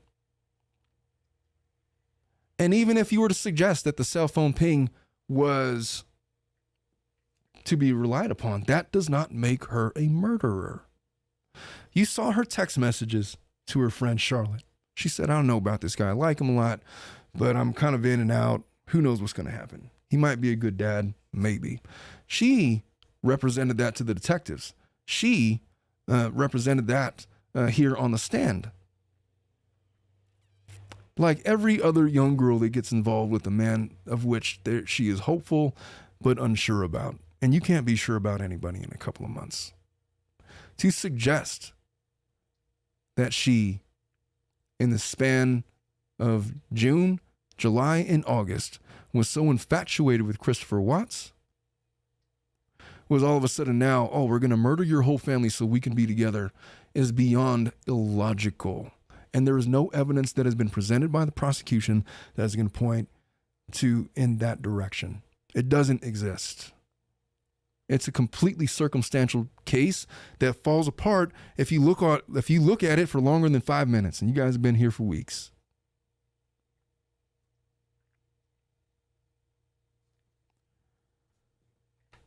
Do not let the emotions of this case force you to convict Nicole Kessinger on the strength of somebody's got to pay. Christopher Watts was the monster that did this.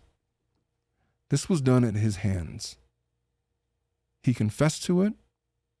The evidence points to it.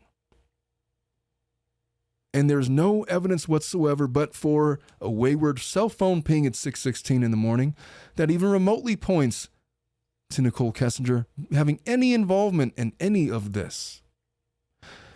You're never going to know what those conversations were about that she had in the early morning hours after the night of the murders. You're never going to know that.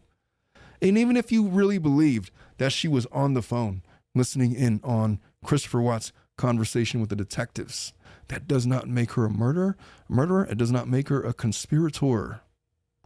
It makes her an interested party because, yes, she had intimate communications with a man that may have just annihilated his entire family.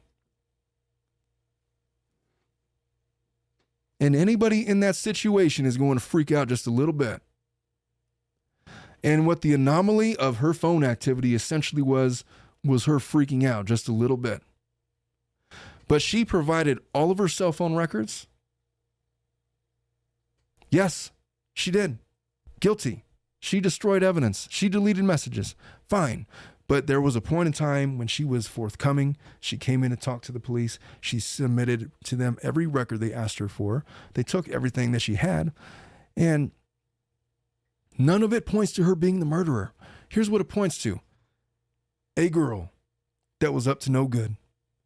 They got involved with a married man who was not strong enough to not be able to annihilate his family in the face of the shiny, bright new object that would have never been available to him prior to him working out, mired in his insecurities. He is a monster. Nicole was the mistress.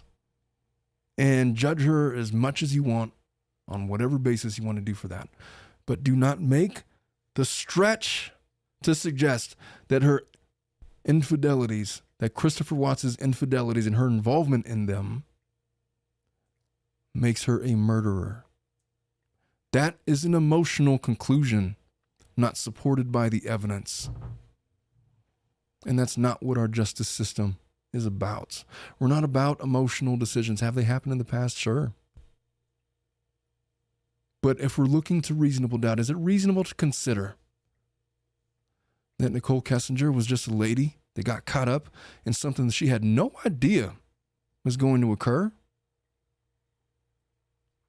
And that out of the worst of luck, got stuck with this guy, Christopher Watts, that couldn't control himself and ended up annihilating his family?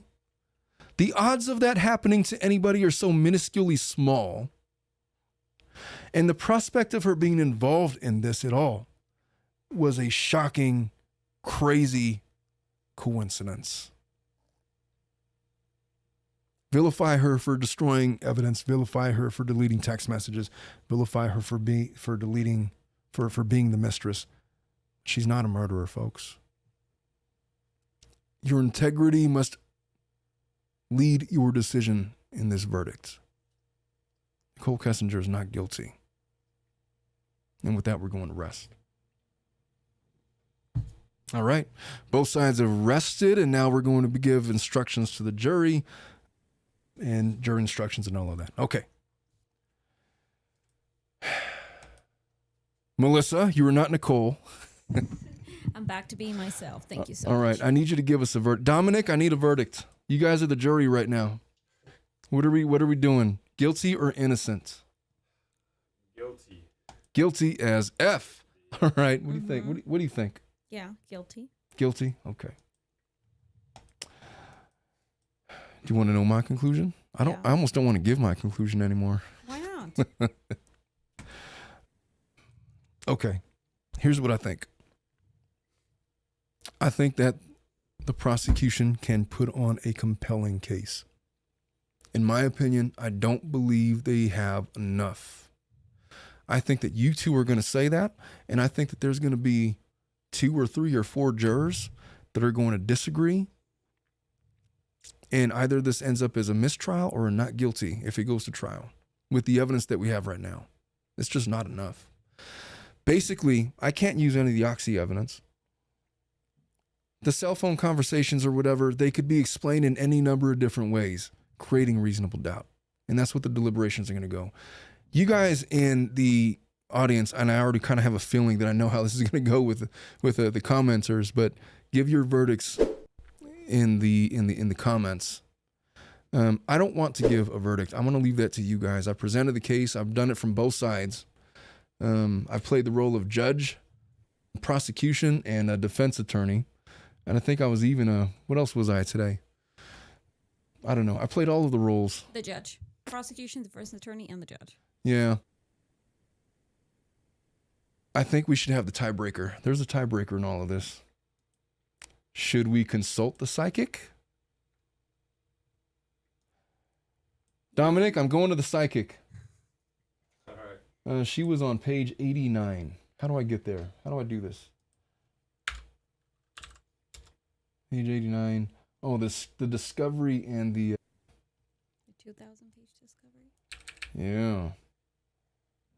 I gotta scroll. All right, the tiebreaker is gonna be the psychic that I've been teasing for however many long. So a psychic chimed in on this case. Mm-hmm. And I'm gonna tell you what they said. I'm almost there.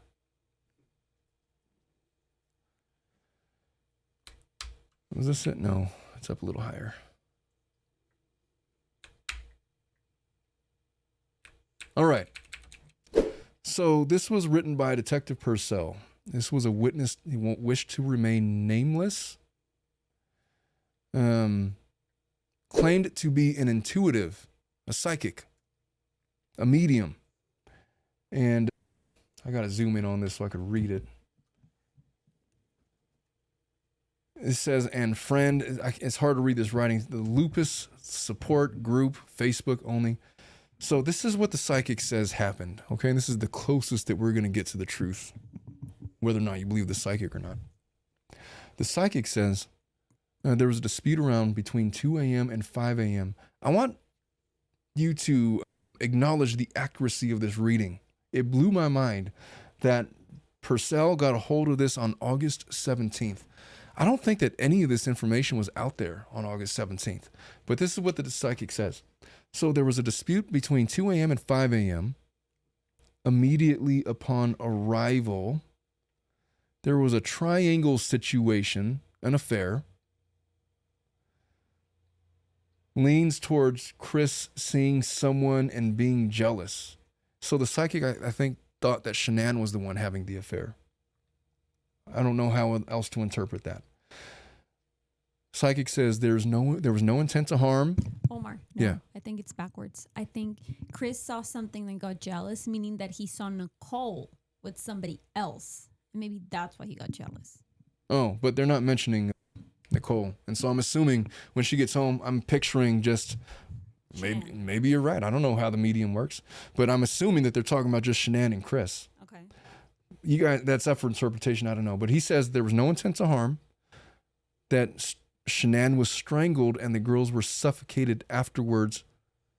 Described feeling like they were in a bag or underwater. There were moved in a truck. Moved in a truck. There was no bloodshed. No. The bodies were driven to deep wooded section not far from the home. There was a lake near the woods, a deep wooded area that was difficult to find.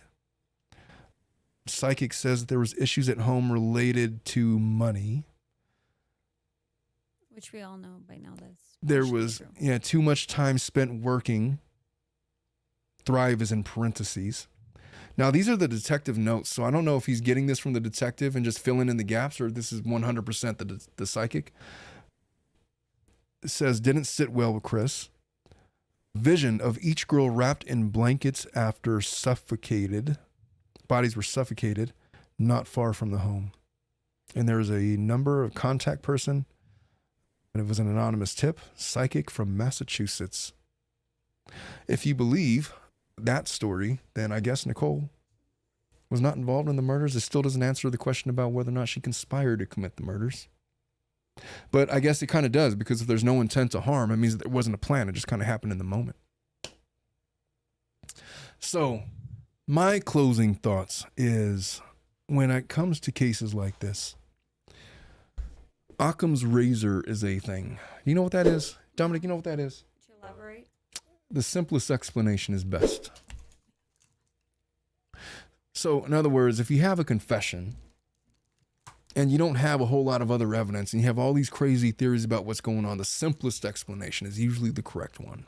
And the simplest explanation would be to believe Christopher Watts' confession to some degree, in that he was the sole person responsible for all of this, and that Nicole was not involved in the planning. And I got to tell you, the more that I've read into the text messages about Nicole, the more skeptical I am about her willingness to go as far as conspiring to commit a murder. Now, in this cross-exam, and I know a lot of you are going to get mad at me because I didn't reference the 2017 and the 2018 Google searches. And the reason I didn't do that is because it wasn't going to go anywhere.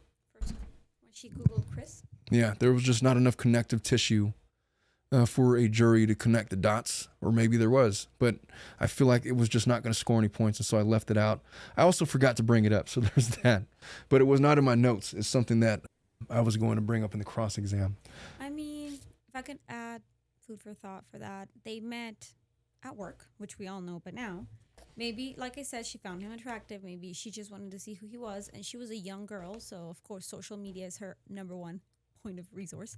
So she just Googled him, and see, that's where she got it from there. Well, she Googled him back in 2017. Back in 2017, exactly. And in 2018, and she didn't work there at that time. She started working there later that year in 2018. That's when they met. Yeah, there's some theories about they met like at a gym somewhere, or she has some kind of Thrive event. And I'm not going to go through all the theories about that, but She could have been a stalker. well, yeah, that is one theory. Mm-hmm. That is one theory. So for that, let me know what you thought about that in the comments. I have no idea how that was going to go. I never know how these cross exams are going to go. I didn't know how Melissa was going to do.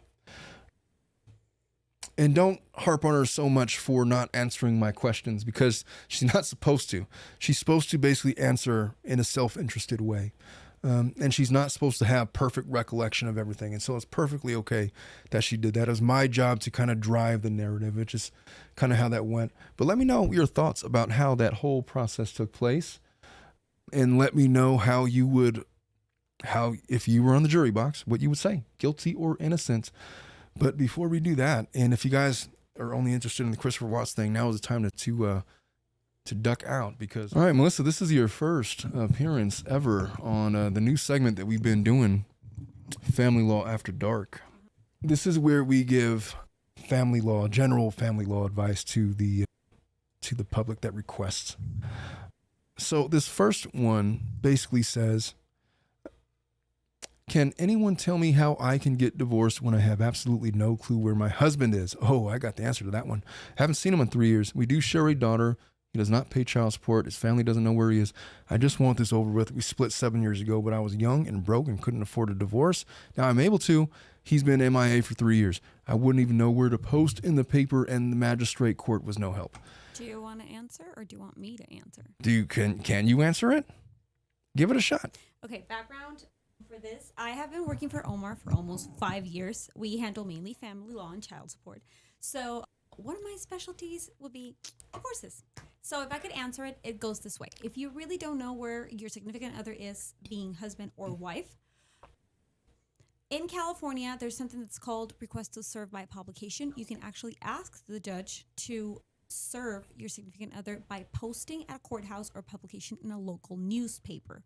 Local newspaper would mean a newspaper that circulates in the county or city where you are intending to divorce. So for example, for purposes of this, let's say you are intending to divorce in LA County, more specifically in Stanley Moss Courthouse, which is in North Hill in Los Angeles. You would search which are the local newspapers in that area, and you can post that you're intending to get divorced and you're looking for X person. If you don't want to do that, you can also ask the court to give you permission to post the paperwork on their postings. They have a section for that. You could just need to post it for 30 days, and if nobody answers, you're good to proceed. Same with the newspaper. It needs to circulate. I think it's 2 to 3 times. It really depends on the county. Sometimes they ask for more. And after that happens, you're free to follow up with the course of getting divorced. That was spoken like such a paralegal. I really appreciated that response. That was pretty good. That was pretty good. Not bad. Yes, there's something called publication, service by publication. So if you can't find this guy, what is his last known address? You have to basically do a statement of due diligence. And you say your magistrate wasn't able to help. I assume that you're not in California. But in California, the way that it will work, like Melissa was pointing out, is, well, I've searched high and low to figure out where this guy is, and these are the steps that I've taken. I've hired a private investigator.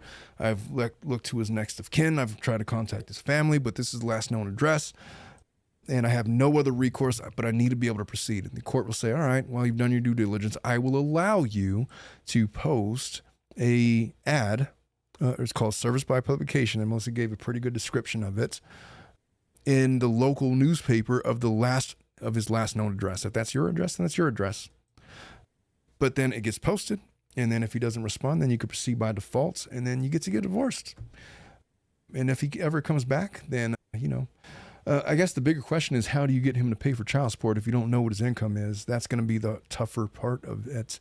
But there is also other things that you can do specifically related to parental abandonment. If you ever had the occasion to date a new young person or old person and they decided that they wanted to marry you, you can actually go through this whole adoption process where he could adopt your child, and we would strip the parental rights of this guy.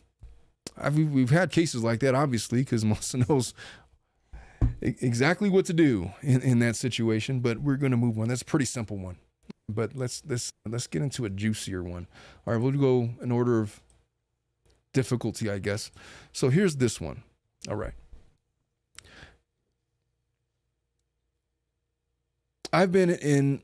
So I want a divorce because my wife doesn't want her son to be legally mine. I don't understand. So I've been in her son's life for the past 4 years, since he was 2. He already calls me dad, all that's left is to make it legal. But my wife thinks that decision to make it legal should be up to her son, but wants to wait till he is old enough to make that decision, which I think is completely silly, right? I think that's kind of ludicrous. What do you think about that, Melissa? Yeah, it's kind of weird. All right, let's continue. She also doesn't want anyone. She also doesn't want any more kids, which I've come to terms with. I'm at a loss. I don't know what to do. I also heard from her friend she doesn't want to make it legal because if we divorce, she doesn't want to have to fight me for custody. Well, that doesn't really make a difference, does it? Does that make a difference, Melissa? Almost called you Liana. She's going to fight you for custody regardless of whether or not you guys get divorced. So, and let's clear the air on that. There's an edit here. She changed her mind about wanting more kids because of her career. I accepted it and we compromised on letting me adopt him, but now she's stalling. The biological dad has never been in the picture. She doesn't even know who he is. Update, Jesus. Update, she has agreed to let me be the legal guardian in case anything happens to her, and we will continue to wait till he is old enough to decide if he wants to be adopted. This isn't really a legal question. Do you want a divorce? Kid is not yours. She's acting kind of sketchy. Yes, she is. She's got a sketchy past. What are you doing with her?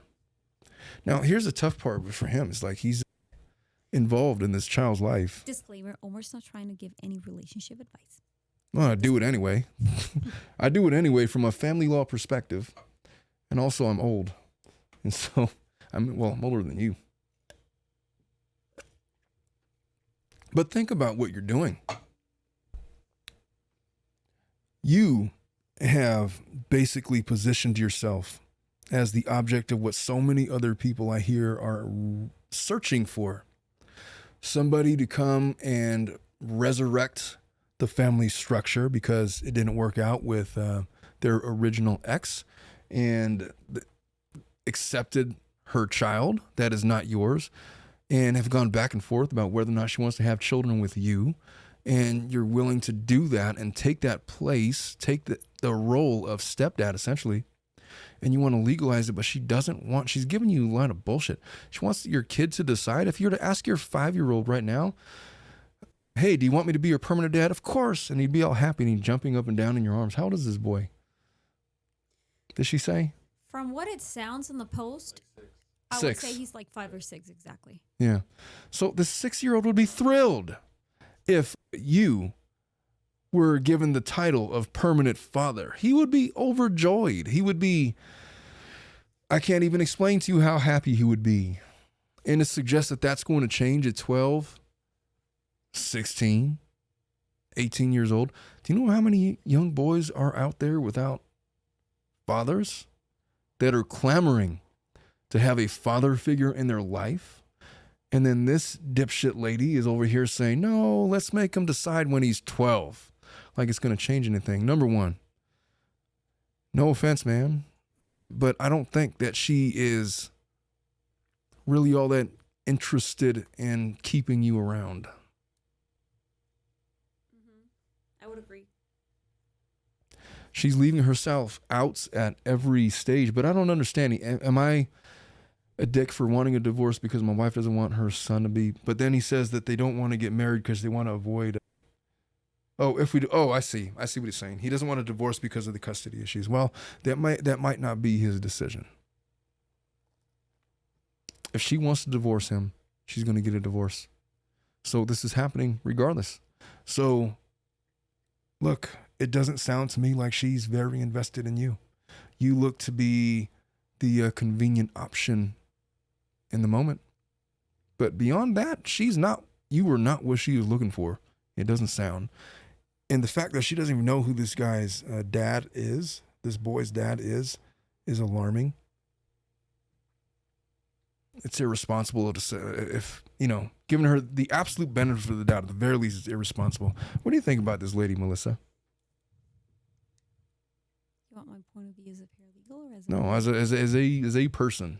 As a person? This is the casual part of the show. Okay, perfect. Yeah, she's insane. She doesn't know at what point in her life she is right now, and she doesn't know where she's going. Because why on earth would you let a man raise your son if you have no intention of marrying him or being a part of his permanent life, and just like, oh no, I'm just going to let him decide later on if he wants to be your son or not. It doesn't say how old this lady is, but I imagine she's probably younger. Me too. Either way, no, you're not an asshole because you want to get a divorce. Not at all. Do it, but if you're gonna cut ties now, I'm thinking of the little boy. It's gonna hurt him the most, honestly. Kids are always the most vulnerable and hurt part in separation. Well, that, and then it's like, even if he's of the best intentions, even if he is just all out for this family and doing all the right things and saying all the right things and being the provider and, whatnot, at some point she's going to find some bright, shiny new object and kick him to the curb and say, oh, I just need space because you just don't understand me, or you're not giving what I need, or you're not, it's not you, whatever. It's me. Yeah. Some bullshit. And then he's going to be kicked to the curb, and then all this time invested in this young boy is going to be erased because a new guy's coming in. It's heartbreaking, but this is the path that this lady has chosen for her son. And it's hard for me to say that because she's not here to defend herself. It's just the way that this guy describes it. It's what it seems like. And you and I, Melissa, know better than anybody that there's always 3 sides to the story. Yes. We get our client's story, and then we find out more information. Then we have to ask questions like, why don't you tell me this other thing? And so giving her the benefit of the doubt, if you want a divorce, go. Now's the time. Do it. You have my permission. Sooner than later. Okay, moving on. In dire need of legal advice, and this guy posted a novel. Let's see what he has to say. I am in dire need of legal advice from an attorney. Luckily, I am Johnny on the spot. I'm going through a divorce, and I feel like my attorney is not helping me in any way, shape, or form. I know where this is going to. And that he is just in it for the money. This sucks that it is so much. But I hope someone will take the time to read this so that I know my actual rights. So we were married for 6 years. This man had nothing when I met him. I helped him fix his credit. Okay, this is a woman talking about a man. Yes. My son and I helped him establish and get his business going. Probably an older woman, because she has a son that's helping him get his business going. So to make a long story short, after 6 years of marriage, he cheated on me with my ex-boyfriend. I read that correctly. Cheated on him with her ex-boyfriend. Okay. And from my understanding, South Carolina is an adultery state. This lady's in South Carolina, which means alimony. Plus, my son filed for his LLC for his business 2 years after we were married, and his business was making great money. So when he left, he took everything, 3 vehicles, all the yard toys, side-by-sides, 4-wheelers, dirt bikes, etc. I'm starting to get the picture here. However, the man had a tax debt that he created the year we got married. So when we filed our taxes, he did not claim a 1099 and created this debt, his debt. I have proof that the year we were married, I had another house that I was paying for. Yes, we got married in October, but my lease was not up until December of that year. I have proof that I was W-2 and you got a refund for the. Okay, this is a client that believes that all of her evidence is irrelevant and has no idea about how the law works. Mm-hmm. But let me continue. And clients like that are usually the ones that most feel like they're not being served by their attorney. So, all right. So in South Carolina, it's not a community property state. They kind of do what Colorado does, which is marital property is divided by the court in an equitable manner. So half and half? No, it's usually, and look, she's going to have to consult with her South Carolina attorney. I can't really give legal advice as it pertains to South Carolina. But usually, historically, when you have an equity state, which is what that is, you get in what you put in. So if there is consequences for adultery that relate to that, then that would be evaluated under the spectrum of equity, meaning they're going to do what's fair.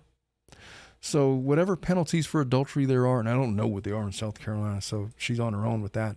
But in terms of the division of property, and she's talking about that, that's really what she's getting at.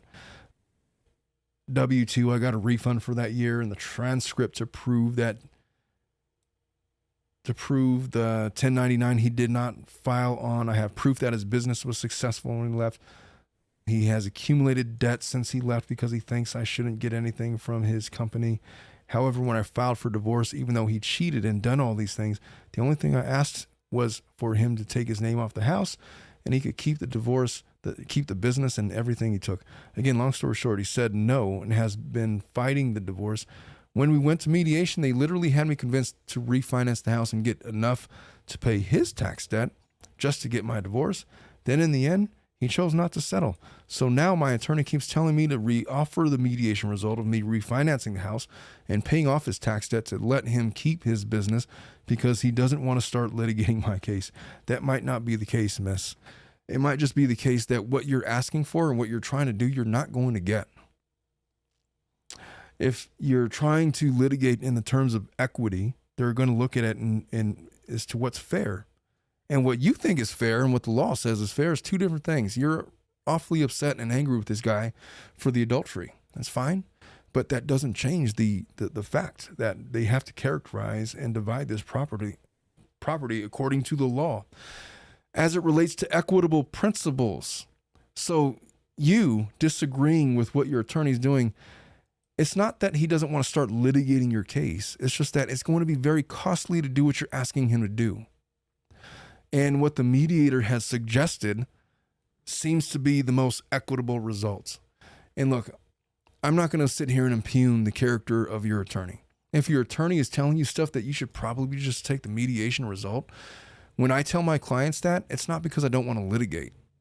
If I disagree with mediators' agreements all the time. Melissa, how many times do I tell my client that, oh, this mediator is full of shit? You should get way more than that, or, something different. A handful of times. Yeah. Not very often, but a lot. Not very often, yeah, but it happens. Definitely more than a handful of times. I never agree 100% with the mediator. That's true. We always try to modify it a little. But when I do agree with the mediator, I'll tell my client that, look, you're not going to get better than this.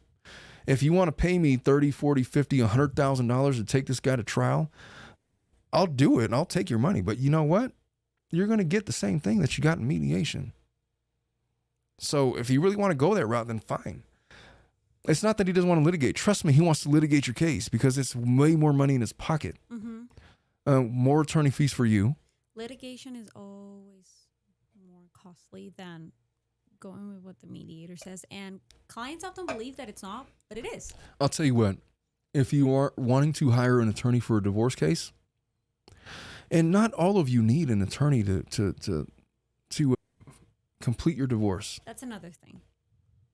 There's a small percentage that do, and it's for situations like this. A cheap divorce in the state of California is something like $5,000. And that's not going to get you through a trial.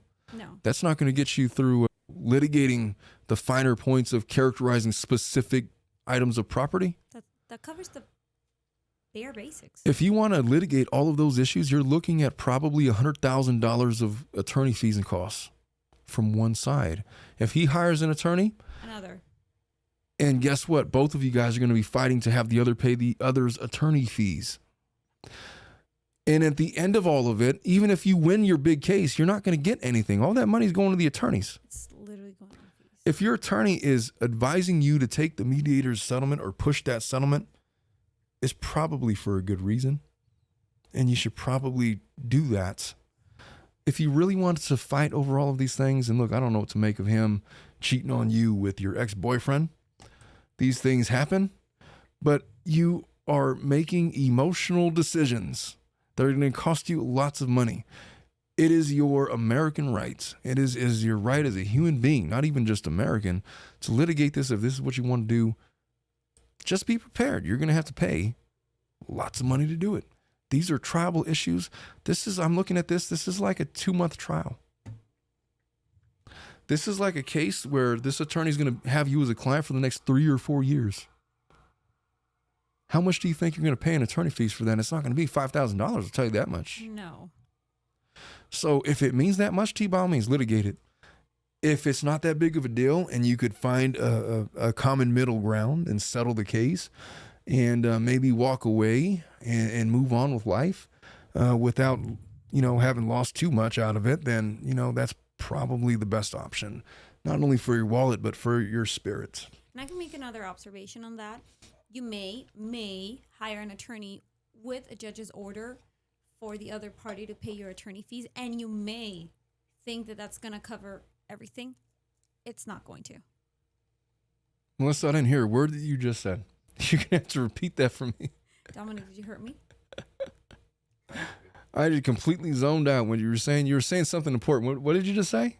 I wanted to make an observation that even if you get an order from a judge saying that the other party needs to cover your attorney fees, and then you hire an attorney with that order, that's not going to cover everything.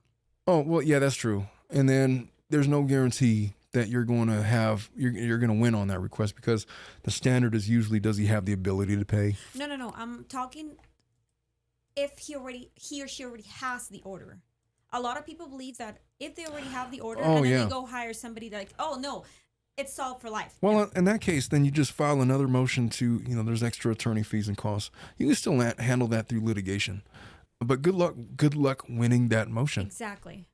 Is the question. Mm-hmm. Here's another one. We got a little bit of time. This one is from Fresno. It says, my relative is getting divorced. The spouse cheated on him. Well, guess what? In California, in Fresno, nobody gives a shit. Nobody cares. That's Kern County. Very sad all around. 2 young kids. He says he can't afford a divorce attorney, but all families in agreement that he needs one.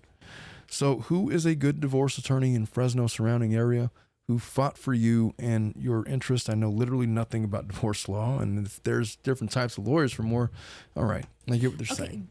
Good news about that. Omar also does Kern County. So if No, I don't do Kern County ever. I will never do Kern County.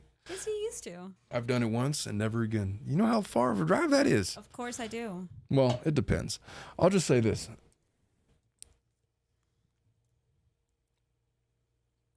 The issues in this case are relatively straightforward. 2 young kids, and you got family members trying to advise this guy to get an attorney, a divorce attorney. That's probably because she's trying to keep the children, custody and visitation issues. And there's conflict. Well, they don't like each other, and then she's probably not letting him see the kids and all of those things. If that's the case, then yeah, you're going to want to need a good attorney, because most of the time, people that are in pro per, when they try to go and fight for, time with their children, they make the wrong arguments. And oftentimes I just want 50-50 across the board. And, well, how are you going to do that? You live 8 hours away. And then there's not a reasonable plan or reasonable anything for why the judge would change the status quo. And so if it's truly a case of she's trying to keep the kids from him, then number one, he needs an attorney just to let him know, look, if this is what you really want to do with your kids, you really want to be a 50-50 parent, then you're going to have to make sure that these things are in place. You live close enough where it's feasible. There's not going to be any issues with the geography as it pertains to where the child is attending school. California law, luckily, presumes that there should be a 50-50 alignment with the parents. The only reason that we don't is because of work schedules, geography, distance of travel. Extenuating circumstances. Yeah. And so in this case, if that's what she's doing and those things are not factored in, he's at least going to want an attorney to basically put together a plan that makes sense, that a judge is going to sign off on it. If he goes in there and starts trying to spout off nonsense about she cheated on me and therefore this and she's this and that and she's not letting me see, a judge is going to write him off within 30 seconds. I've had that argument a handful of times, and it's always the same outcome. Well, we get those, we hear that a lot, but we have to redirect our clients, say, look, I know that you want to say all of these things, but this has to be a very child-centric argument. If you want to keep on spouting off about how she's with like a different man every week, number one, it's none of your business. The judge is going to tell you that's none of your business. Mm-hmm. As long as she's keeping the child safe and she's not bringing these men around the women or these men around the child, or somehow neglecting the child, is not an abuse issue, they're not a substance abuse issue, then we're not going to start talking negative about your ex. Every argument that you make, if you want custody and visitation, has to be focused on the child-centric arguments, because that's what the family code in California protects, the best interest of the children. And I've seen cases where one of the parties takes the mediator as like a counselor, just arguing and speaking about the other person. And that speaks negatively about that party in the report. Well, I mean, the mediator's not there to be your friend. They're there to make a recommendation of the judge. And, if you don't look, when I say that a family law attorneys are like therapists, psychologists, it's because, look, he's going to come to me and he's going to say about how his spouse cheated on him and how she treats him bad and, is always yelling and making him feel bad about himself and whatever. And I took care of the kids and she didn't do anything. And he wants me to view him as the saint and she's this evil person. Nobody gives a shit about those arguments. So, all right, you want half the time with your son? Whoever she is, as long as she's not a bad mom in the sense that she's harming the child, all the things that you're saying to me are irrelevant. So let's come up with a plan that positions you to be in this child's life the maximum amount of time. What are your hours of work? What do you have a flexible schedule? On what days could you take the child? What are your plan for extracurriculars? Every argument needs to be focused on the child. If you fail to do that, then you're already dead in the water in your custody and visitation case. And the problem with these cases is so many people want to make these emotional arguments in front of the judge. And what do you think that the judge is constantly listening to when they're having a docket of like 100 different cases every single day? It's mostly people that are bad talking both the other side and wanting to air out their dirty laundry. And I have sat in court for many, many, many cases. And I've seen the dockets that have presented before our cases. And I always I would say 99.9% of the time. Every single time the parties start bashing each other, the judge is like, please focus. Yeah, well, they'll just straight up say, you need to stop talking. And you won't understand why the judge is telling you that. It's because what you're saying to him is irrelevant. And it might be all relevant to you. It might be, you've been wanting to get this off your chest a long time. That's why I say before you go into any family court proceeding, go see a good therapist and get it all off to them. Because the judge doesn't want to hear it. They don't got time for it. You got maybe 5 minutes to make your case before they're moving on to the next thing. And if they give you more than that, something went wrong. You're lucky. Yeah. And so that's my advice to this guy. I don't know of any attorneys in the Fresno area. I certainly take those cases, but I'm not advertising to take his case. I don't know who this guy is. But yes, if it's about custody and visitation, assuming that there's not a lot of assets there, I don't know, they haven't really mentioned if they have like a house to divide or anything like that. I'm just assuming because they mentioned 2 young kids before anything else that the big issue is custody and visitation.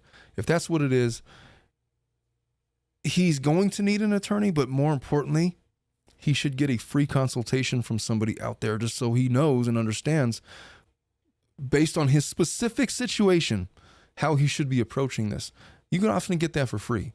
And then if it becomes complicated, if it's more complicated, such as she's trying to alienate the children from him or she's keeping the children away from him, then yeah, get an attorney. A good attorney in Fresno County, the median retainer, I believe, out there is somewhere along the lines of $4,500 to $7,500.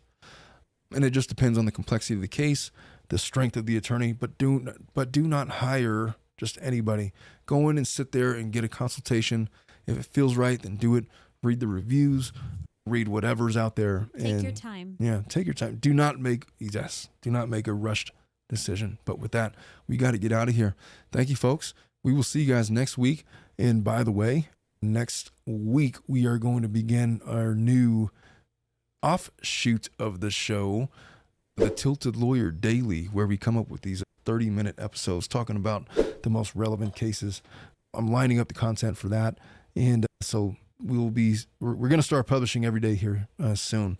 But our long-form podcast will remain on Thursdays and Fridays when we record. It always comes out on Saturday at noon. That's up to Dominic.